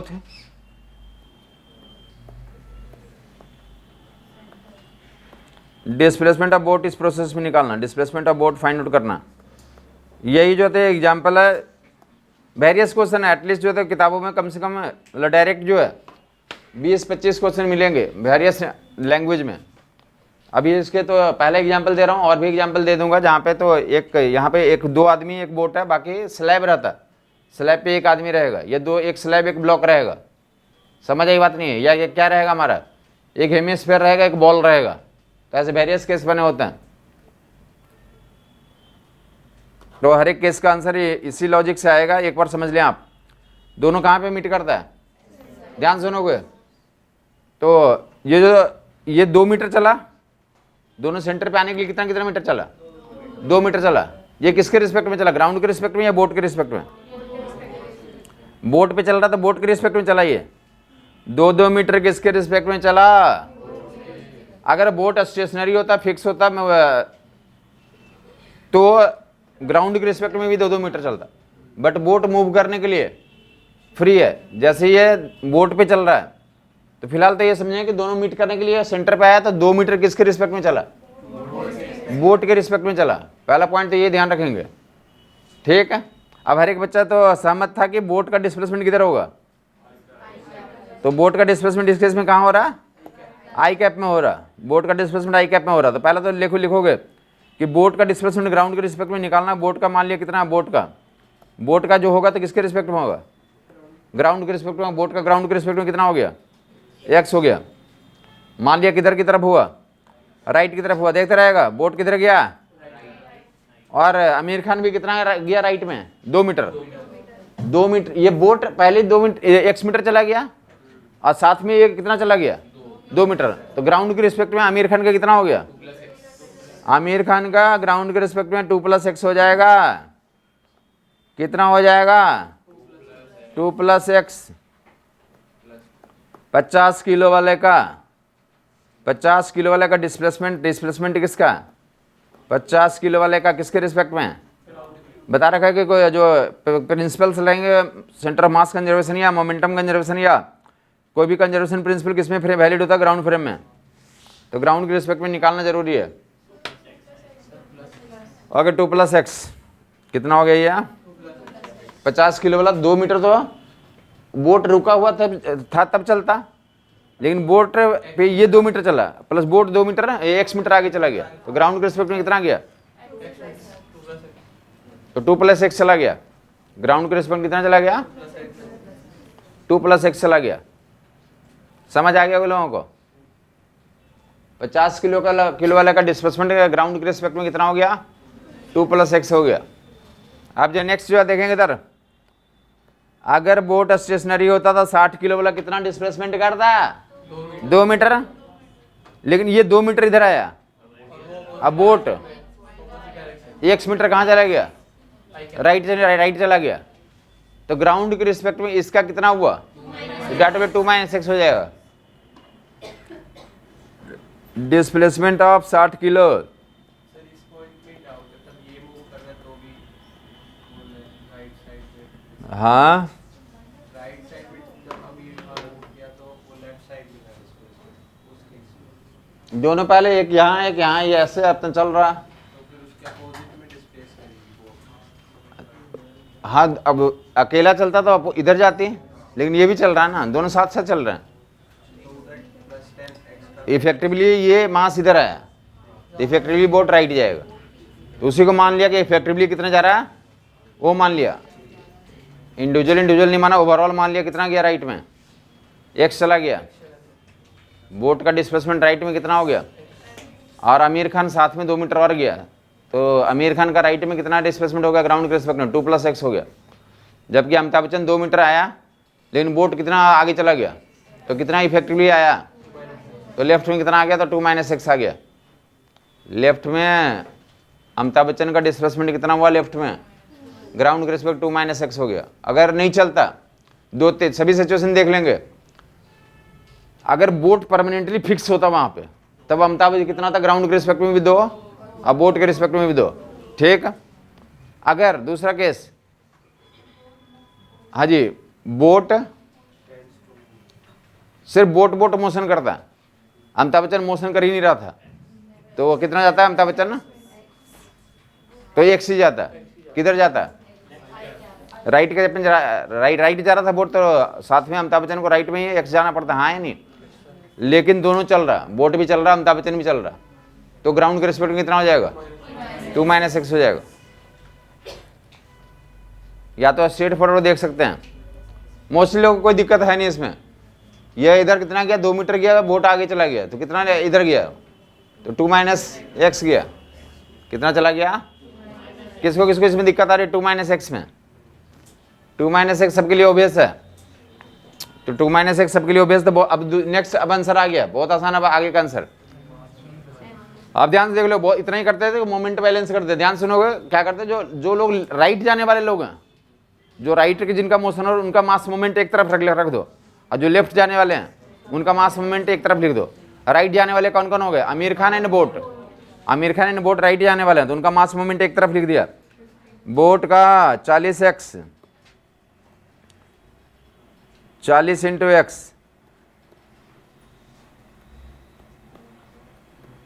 प्लस 50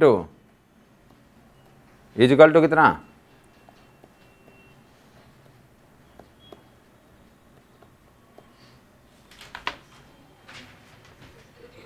राइट जिनका मोशन है और उनका मास मोमेंट एक तरफ, और लेफ्ट वाले मोशन वाला का तो मास मोमेंट एक तरफ।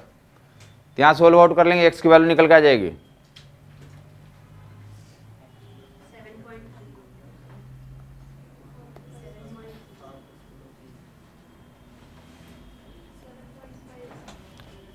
आ गया,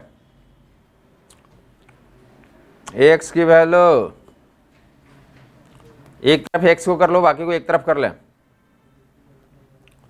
तो 40x प्लस, या 0 0 सब जगह से हटा दें एक बारी, ये 0 0 0 हट गया, तो कितना हो गया 4x plus 10 + 5x equal to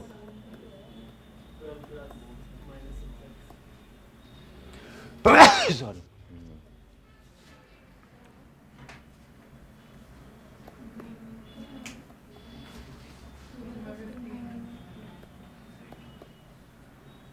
इसका आंसर कौन देगा, जो ये जो छींक आती है क्यों आती है। एक बार मैं इंटरनेट पे खोज रहा था कि छींक क्यों आती है, तो उसमें लिखा ही नहीं कुछ, उसने बोला कि ये किसी को पता ही नहीं है।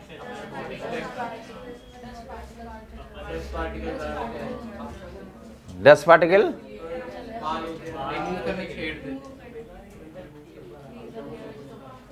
इसका ही आंसर यही है।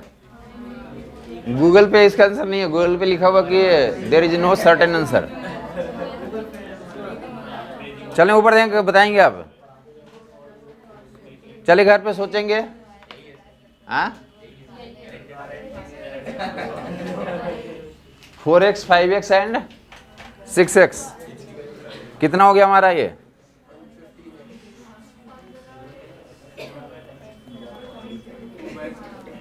x की वैल्यू 2/15 मीटर, x की वैल्यू 2/15 मीटर, 2/15 मीटर, x की वैल्यू 2/15 मीटर। समझ नहीं आई बात,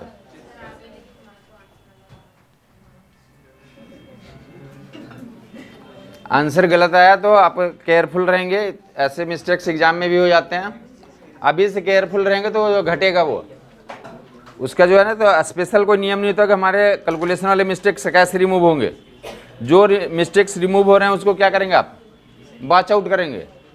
जो मिस्टेक्स रिमूव हो रहे हैं उसको क्या करेंगे, बाच आउट करेंगे कि हमारा क्यों गलत हुआ। ये जहाँ पे भी कैलकुलेशन करते हैं वहाँ पे बाच आउट करोगे तभी वो घटेगा और रिमूव होगा। हाँ जी, बोट का डिस्प्लेसमेंट इतना हो जाएगा, सेंटर मास का तो होगा ही नहीं।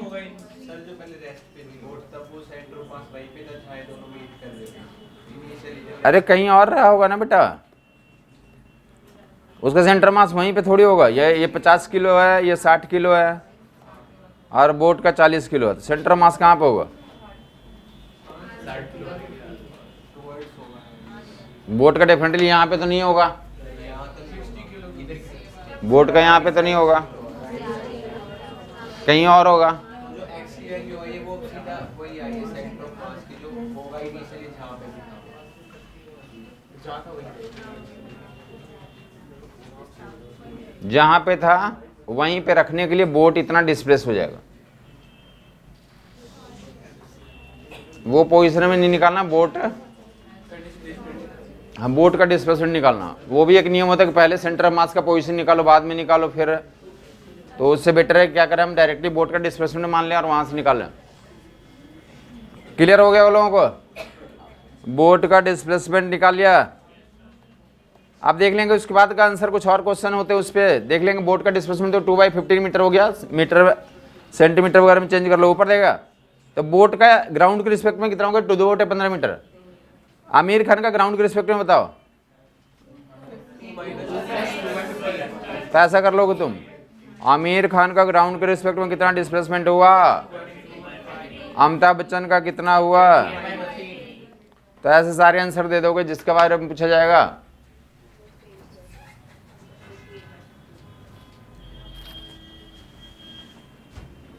क्लियर हो गया होगा लोगों को? तो अब देखें, आप जब गलती करना शुरू करें आप लोग, अब आंसर बताएंगे, अपना अपना कैलकुलेशन कर लें। यही एग्जांपल दे रहा हूँ कि 40 मीटर 4 मीटर का बोट है, 40 किलो का बोट है, 4 मीटर 40 किलो बोट। बस इतना ही करते हैं। इधर 60 किलो वाला इधर है और 60 किलो वाला इधर है, 40 किलो वाला इधर है। चले एक फिलहाल ऐसा करें, वही वाले क्वेश्चन दे रहा हूँ फिलहाल। पहले तो ये कितना किलो था? 60 किलो थे यहाँ पे और 50 किलो यहाँ पे था। 50 किलो और 60 किलो। रेडी हैं सब लोग? क्वेश्चन में भी है, क्वेश्चन में ये पूछा जा रहा कि तो 60 kg ऐसे लिखें, 60 kg goes to 50 kg, find displacement of boat.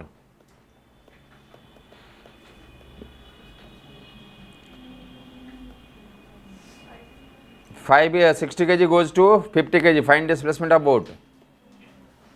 आराम से, कोई बातचीत नहीं करेगा, सिर्फ अपना आंसर निकालेगा लोग।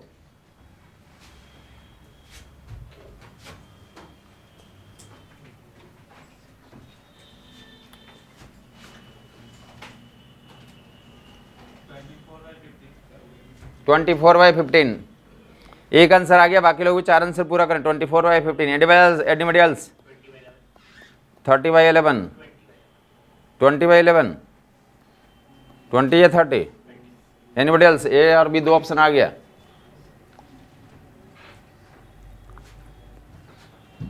तो 4/50 4/15 तीसरा ऑप्शन। Anybody else?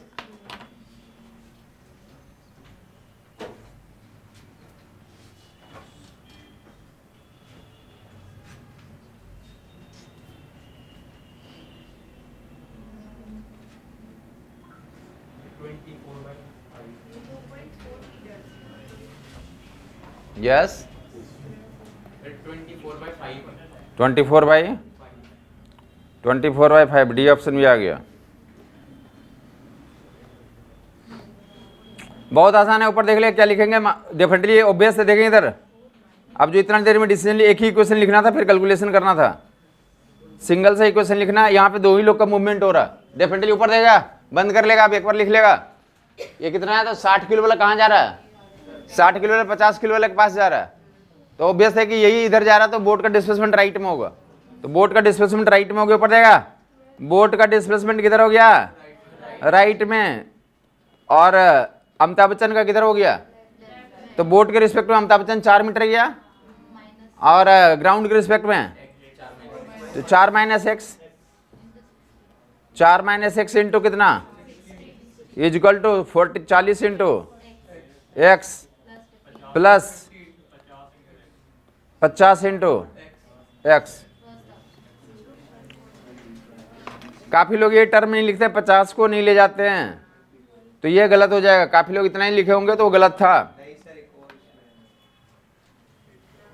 जो लोग यहां तक सोच रहे थे उनका गलत क्यों था? क्योंकि बोट के साथ साथ ये आमिर खान भी क्या करेगा? डिस्प्लेस होगा। बोट के साथ साथ आमिर खान भी तो जाएगा ना। जो लोग 40 इंटू एक्स के अलावा 50 इंटू एक्स नहीं लिखते हैं, मतलब बोट आमिर खान को वो गिरा दिए थे पानी में। वो अनजाने में क्या किया था, आमिर खान को वहीं पानी में बोला था तुम यहीं पे रहो, बोट जा रही है। सर 8 ये वाला 24/24 ये पूरा आंसर ये है, देख लिया होगा लोगों ने। बोट के साथ साथ बोट भी राइट में जाएगा और 50 किलो भी राइट में एक्स जाएगा। बोट के साथ साथ बोट का सिस्टम चल रहा है। और 60 किलो वाला कितना गया, तो बोट के रिस्पेक्ट में 4 मीटर गया। बोट चूंकि एक्स आगे चला गया तो कितना गया, 4 माइनस। समझ आ गया होगा लोगों को। तो रिमेनिंग जो जीरो उड़ा देंगे, जीरो सब जगह से उड़ गया। ये रिमेनिंग कैलकुलेशन आप कर सकते हैं। 24 minus 6x is equal to 9x। X की वैल्यू यहाँ से कैलकुलेट कर लोगे तो डायरेक्ट 24 बाई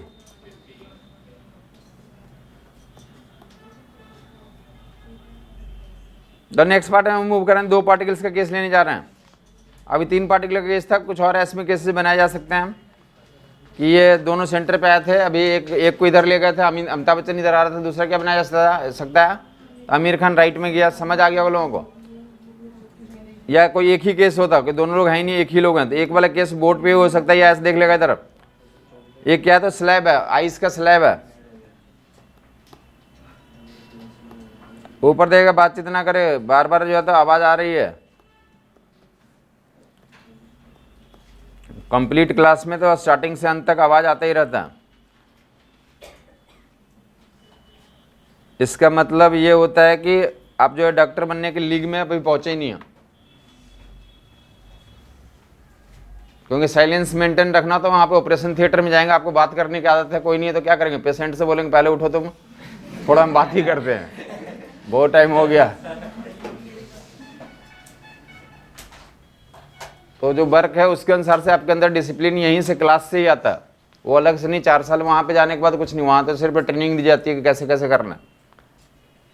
वहाँ और भी काम होते हैं, जो काम होता है तो उसके अंदर कुछ इनहेरेंट होता है, पहले से होता है कि हाँ मैं पहले जन्म से ही डॉक्टर थे।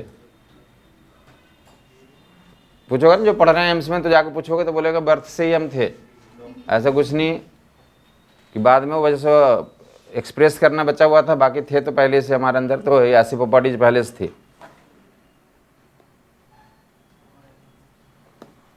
तुम्हें लग रहा होगा मुझे कि ऐसा उनके अंदर रहता ही है, क्योंकि जैसे ना तुम जैसे सपोज करके यहाँ पे तुम 2 लोग आते हो, बैठ के बात करना शुरू कर दो। ये पूरी रियल स्टोरी है कि क्या 2 बच्चे, जब हम लोग पढ़ते थे उस समय में 2 बच्चे, बहुत फेमस, IIT में भी फेमस स्टोरी था। उनका स्टोरी इसलिए फेमस हो गया था कि उनका सिलेक्शन IIT में भी हुआ था, एम्स में भी हो गया था। 2 बच्चे बचपन से दोनों दोस्त, दोनों सेम स्कूल में पढ़े थे,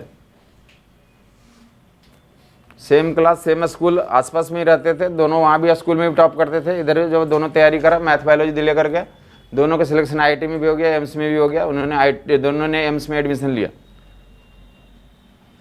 तो क्लासेस जाओगे वहाँ पे तो क्या होता है, हॉल होता है, लेक्चर थिएटर होता है। तो उसमें क्या होता है, 2 दरवाजे होते हैं। क्या होते हैं, एक जैसे घुसोगे एक इधर भी होता है, एक बैक से भी पीछे से जाके इंटरव्यू होती है। समझ आई बात नहीं है। तो वो दोनों दोस्त ही थे, लेकिन दोनों एंट्री करते थे तो एक आगे वाले दरवाजे से, कहाँ से एंट्री करता था, पीछे वाले दरवाजे से। क्यों ऐसा करते थे, क्योंकि उन्हें पता था कि हम दोनों बचपन के चाइल्डहुड फ्रेंड हैं, अगर साथ में बैठेंगे तो किक मारेगा ये। कि जो समझा रहा वहाँ पे तो एक पैर इधर से मार दिया उसने, दूसरा कुछ चिकोटी काट लिया तुरंत। ये तो कॉमन बात है ना, लेकिन उन्हें पता था कि हम ऐसा करेंगे, इसलिए साथ में बैठते ही नहीं थे। उन्हें चूंकि पता था कि हमें क्लास में आया पढ़ने के लिए, तो हम पढ़ेंगे, बाद में जैसे क्लास खत्म होगा जो काटना काट लेंगे।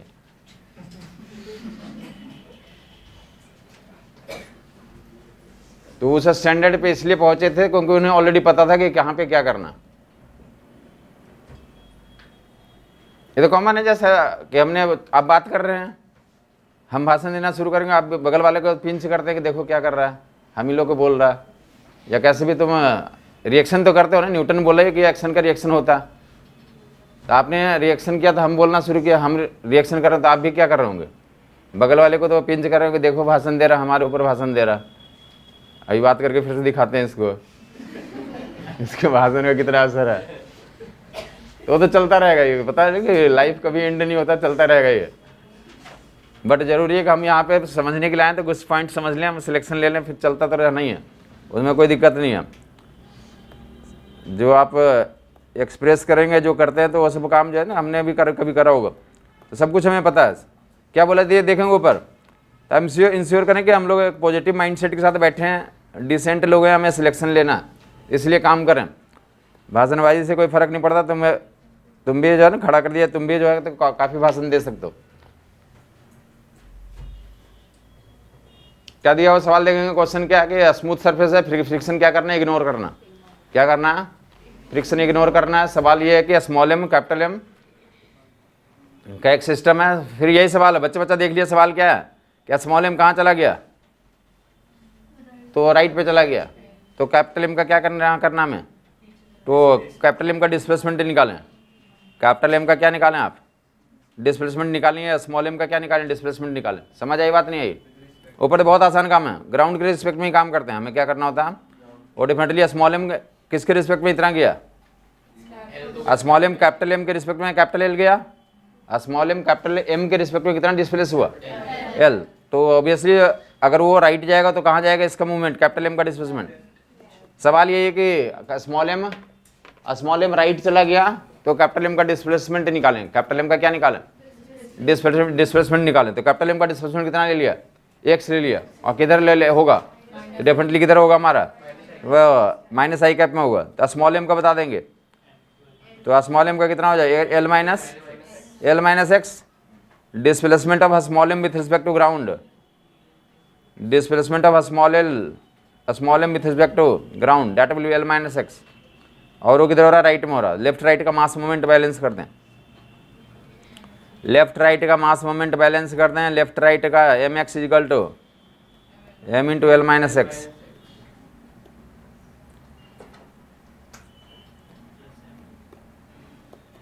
M x is equal to m L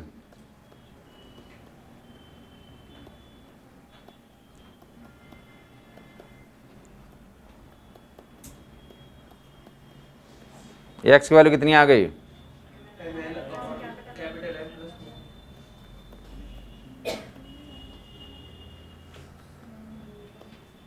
formula की तरह यूज कर सकते, इसी ऊपर देखेंगे।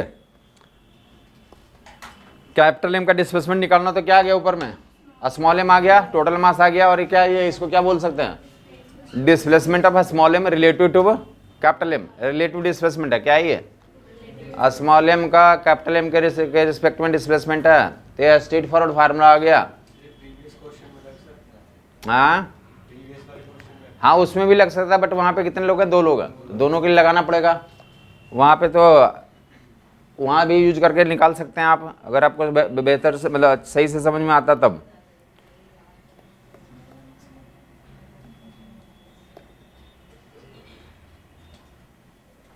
और रिलेटिव में कितना डिस्प्लेसमेंट हुआ, capital M and small m, तो स्मॉल एम कैपिटल एम के रिस्पेक्ट में कितना चला, तो ये रिलेटिव डिस्प्लेसमेंट। मैं बोल रहा हूँ ये फार्मूला निकाल लिया, या तो बार बार आप ऐसा करके आ सकते हैं, या डायरेक्ट इसको किसकी तरह यूज कर सकते हैं, फार्मूले की तरह यूज कर सकते हैं। क्लियर बात होगी। और भी क्वेश्चंस में तो और कहाँ पे जरूरत पड़ती है।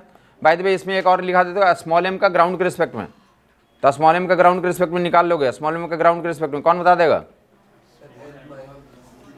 स्मॉल एम का ग्राउंड के रिस्पेक्ट में, तो कैपिटल एम आ जाएगा ऊपर। स्मॉल एम का किसके रिस्पेक्ट में, ग्राउंड के रिस्पेक्ट में, तो एल माइनस एक्स करोगे, एल माइनस एक्स करोगे तो ऐसा आ जाएगा। एक्स की वैल्यू निकाल चुका, रख करके आप सोल्व कर लेंगे। क्लियर बात हो गई। अब ये फार्मूला की तरह यूज कर लेंगे, किसकी तरह यूज कर लेंगे, कैपिटल एल किस डायरेक्शन में डिस्प्लेसमेंट है, capital L displacement horizontal direction में है, स्मॉल एम का कैपिटल एम के रिस्पेक्ट में और किस डायरेक्शन में है, ये हॉरिजॉन्टल डायरेक्शन में। समझ आई बात नहीं है, तो डेफिनेटली इस पे वेरियस क्वेश्चंस किताबों में बने हुए देख लेंगे। 1-2 एग्जांपल दे देता हूँ, ऊपर देगा। ये क्या है, ट्रायंगुलर ब्लॉक का ट्रायंगुलर बेज है, और ट्रायंगुलर बेज पे तो एक स्मॉल ब्लॉक रख दिया गया। Triangular wedge, triangular wedge small m, capital M, small M.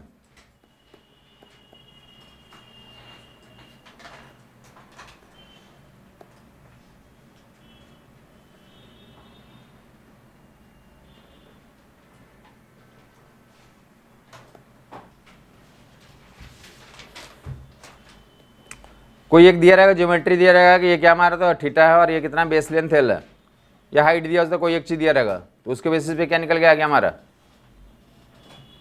या हाइट दिया रहेगा, बेस दिया, हाइट ही लिख देता हूँ, बेस से तो बेटर है, क्या दे दूँ हम, हाइट दे देते, तो बेस की वैल्यू निकालोगे, बेस की वैल्यू पहले तो बता दो तुम लोग, हाइट एंड थीटा के टर्म्स में ये बेस लेंथ की वैल्यू बता दो। डेट भी एच कॉट थीटा आ जाएगा, इसकी वैल्यू कितनी आ जाएगी, दिया हुआ सवाल में ये दिया रहता है, ये दिया तो ये वैल्यू निकालोगे तुम। सवाल अब क्या होता है, ऊपर देगा, सवाल ये है कि स्मॉल एम कहाँ से कहाँ स्लाइड कर गया, स्मूथ सिस्टम है पूरा, ये भी स्मूथ है, यहाँ भी स्मूथ है, तो ये वाला यहाँ स्लाइड करके नीचे आ गया, तो ये मूव करने के लिए फ्री है, ये बड़ा ट्रायंगुलर बेज मूव करने के लिए, तो डेफिनेटली ये नीचे आएगा, तो ये कहाँ जाएगा, तो ये स्लाइड करके यहाँ आएगा, तो ये किधर जाएगा, तो राइट में जाएगा। समझ आई ये बात। तो ये पूछ रहा है कि ट्रायंगुलर बेज का डिस्प्लेसमेंट निकालो। जब स्मॉल एम बॉटम पे आ गया, स्मॉल एम कहाँ पे आ गया, बॉटम पे आ गया, स्मॉल एम कहाँ आ गया, बॉटम पे आ गया, स्मॉल एम कहाँ आ गया, बॉटम पे आ गया, तो कैपिटल एम का क्या निकालें आप, तो डिस्प्लेसमेंट निकालें। कैपिटल एम का डिस्प्लेसमेंट ऊपर जाएगा, कैपिटल एम का डिस्प्लेसमेंट, तो कैपिटल एम का डिस्प्लेसमेंट जो आंसर में इंटरेस्टेड है तो कितना हो गया, small m by M plus m into small m का डिस्प्लेसमेंट कैपिटल एम के रिस्पेक्ट में, रिलेटिव वाला और हॉरिजॉन्टल वाला, रिलेटिव वाला और हॉरिजॉन्टल में, किस डायरेक्शन में, हॉरिजॉन्टल डायरेक्शन में, तो कितना आगे बेसिकली यहाँ से यहाँ आया, ये ब्लॉक यहाँ से आया, यहाँ आया, तो बेसिकली वर्टिकल में एच आया और हॉरिजॉन्टल में, तो हॉरिजॉन्टल में एच कॉट थीटा आया, तो रिलेटिव डिस्प्लेसमेंट हॉरिजॉन्टल में कितना है यहाँ पे, एच कॉट थीटा यूज कर लेंगे। फार्मूला डायरेक्ट यूज कर लिया, तब कुछ समझ नहीं आया। जब वहाँ इंक्लाइंड प्लेन पे आ रहा है तो उसका वर्टिकल में कैपिटल एच हुआ और हॉरिजॉन्टल में कितना हुआ, एच कॉट थीटा। जो सेंटर मास का कंजर्वेशन किस डायरेक्शन में लगता है, हॉरिजॉन्टल डायरेक्शन में कंजर्व होता है, वर्टिकल में कंजर्व। आपको पहले भी वो एग्जांपल दे दिया प्रोजेक्टाइल वाला, कि प्रोजेक्टाइल को फेंकते हैं तो वहाँ पे ग्रेविटी एक्ट करती है, ग्रेविटी हमारा एक्सटर्नल फोर्स है, तो सेंटर मास वर्टिकल में कंजर्व नहीं रहेगा, किस में कंजर्व रहता है, हॉरिजॉन्टल में कंजर्व रहता है। ये सब भी क्वेश्चन पूछे रहते हैं, स्मॉल एम ट्रैवल करके नीचे आगे, which of the following statement is true, तो स्टेटमेंट क्या ट्रू होगा, सेंटर मास कहाँ पे कंजर्व रहेगा, कहाँ पे कंजर्व नहीं रहेगा, तो सेंटर मास हॉरिजॉन्टल में कंजर्व रहेगा, वर्टिकल में कंजर्व, क्योंकि सेंटर ऑफ मास पे तो क्या लग रहा है, तो ग्रेविटेशनल फोर्स स्मॉल एम पे भी लग रहा है, कैपिटल एम पे भी लग रहा है, तो सेंटर मास डेफिनेटली वर्टिकल में नीचे जाएगा, हॉरिजॉन्टल में क्या रहेगा, तो कंजर्वेशन अप्लाई कर देंगे। किसी को दिक्कत है तो बता देंगे, small m by M plus capital M h cot theta, किसी को कन्फ्यूजन अभी भी तो बता देगा। सेंटर ऑफ मास कंजर्वेशन वही वाला फार्मूला लगाया,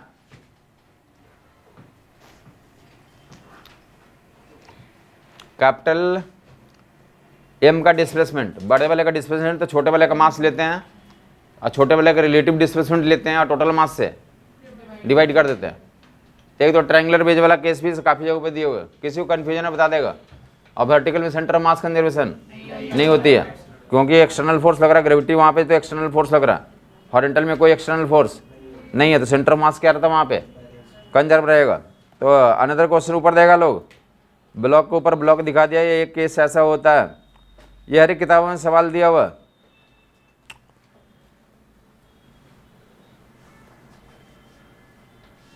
ये क्या है, तो ये पूरा स्फीयर ले लें। बचपन में कौन बड़ा वाला बैलून से खेला है, अरे ऐसे बैलून रहता है ना, बड़ा वाला बैलून से आपने खेला होगा, वही खेल रहे हैं हम लोग। और बैलून के अंदर भी तुमने देखा होगा कुछ आवाज़ निकलती है, आवाज़ निकलती है उससे, तो ऐसे ही ले लें। एक बड़ा स्फीयर है, उसके अंदर एक बॉल है, ये छोटा स्फीयर मान लें, एक बिगर स्फीयर रेडियस दिया रहता है, छोटा स्फीयर दिया रहता है, ये बिगर स्फीयर का रेडियस 10r ले लें और इसका रेडियस r ले लिया, कुछ भी मेंशन रहेंगे, r एंड 10r कुछ भी ऐसे दिए रहेंगे। समझ आ गया वो लोगों को। पहले तो यही सवाल होता है कि ये क्या होगा, जो ये वाला स्फेयर है, छोटा स्फेयर है, डायमेट्रिकली अपोजिट पॉइंट पे चला गया, तो बड़ा वाला कहाँ जाएगा, पहले तो ये सवाल है। तो ये इधर जाएगा तो वो कहाँ जाएगा, क्लियर बात हो गई। स्मूथ सरफेस पे रखा हुआ, बाकी ये दोनों आपस में जो फोर्स लगाए इंटरनल फोर्स है, तो डेफिनेटली हॉरिजॉन्टल में सेंटर ऑफ मास क्या रहेगा, कंजर्व रहेगा। हॉरिजॉन्टल में सेंटर ऑफ मास का कंजर्वेशन लगा सकते हैं, क्लियर बात हो रही है। तो ये यहाँ से यहाँ गया तो बोला है कि ये डायमेट्रिकली अपोजिट पॉइंट पे जाता है। ये जो है तो ये मासेज आपको दिया हुआ एम एंड कुछ भी मेंशन दिया हुआ है, एम एंड 10m ऐसा कुछ दे दिया, या एम एंड कुछ भी मेंशन है। कैपिटल एम के बारे में तो ज़्यादा स्टोरी नहीं बनाया कि वॉल्यूम से आपको कनेक्ट कर लेंगे, डेंसिटी वॉल्यूम से मास कितना है। बाकी फिलहाल मैंने एम एंड 5m ले लिया, वैल्यूज ले लिया, या एम एन एम 2 भी मान सकते हैं, स्मॉल एम कैपिटल एम मान के भी कर सकते हैं। रेडियस के यहाँ पे हमें ज़रूरत फिलहाल चल रही है। स्मॉल एम क्या करता है, diametrically, small m diametrically opposite point पे चला जाता है। स्मॉल एम रिचेज टू, और ये जो एक this reaches to diametrically opposite point.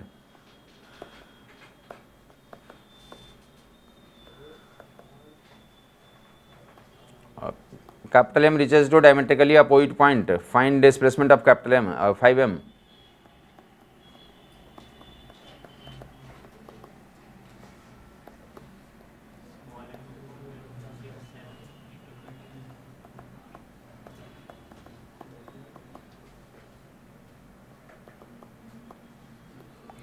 Find displacement of 5m।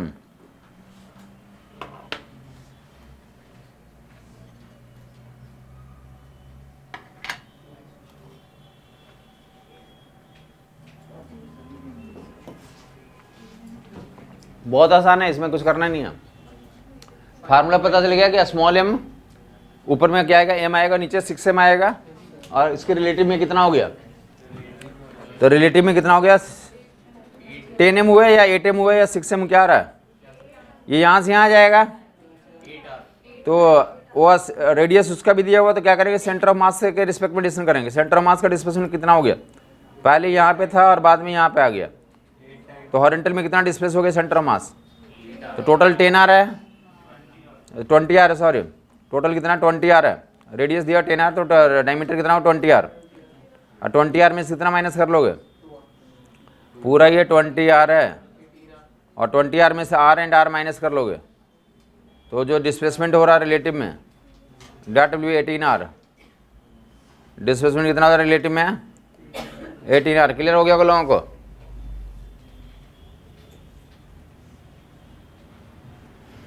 ये कितना है, that is 10 r and 10 r कितना 20 r। 20 r में से ये इधर r और इधर बेसिकली यहाँ से फिर यहाँ पहुँच गया तभी पूछा जा रहा, तो कितना हो गया, तो इधर r माइनस करो, 20 r में से 2r माइनस कर दोगे, डिस्प्लेसमेंट रिलेटिव में कितना हो गया, 18 r हो गया। तो क्या लिख देंगे आप, तो that be m by 6m, m by 6m into 18 r, m by 6m into, तो कितना मोशन करना पड़ा, तो कैपिटल एम का डिस्प्लेसमेंट कितना हो गया, तो डेट विल बी 3r हो जाएगा। क्लियर नहीं हुआ अभी तक,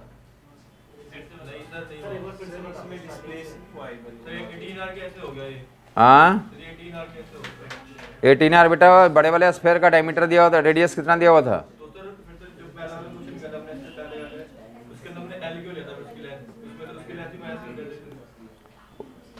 लेंथ दिया हुआ था ना उसका, जो छोटे वाले ब्लॉक का तो लेंथ दिया नहीं था, इग्नोर करने बोल रहा था।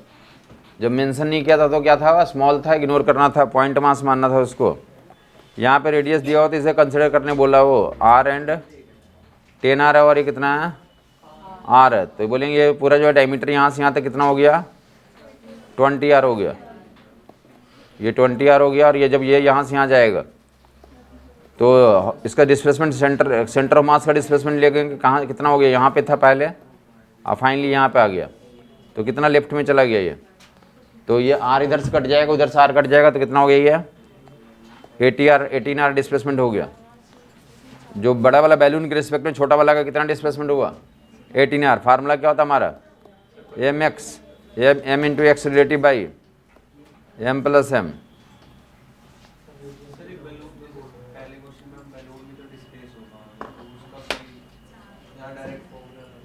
कौन बैलून होगा? अरे तो वही तो निकाल रहे हैं कितना हुआ। ये इधर जाएगा तो बैलून ही तो आगे जाएगा, उसी को तो निकाल रहे हैं।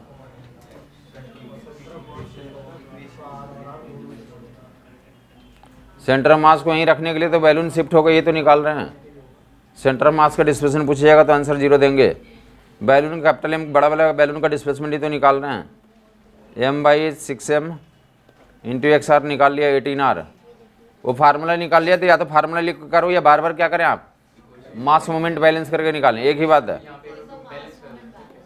हाँ मास मोमेंट बैलेंस कर लो, कितना लिखोगे तो 5m है, 5m इंटू कितना ले लिया, x ले लिया, और कैपिटल M इंटू वो कितना कहाँ गया, लेफ्ट में गया, तो कितना ले लोगे 18r माइनस x ऐसा ले लोगे।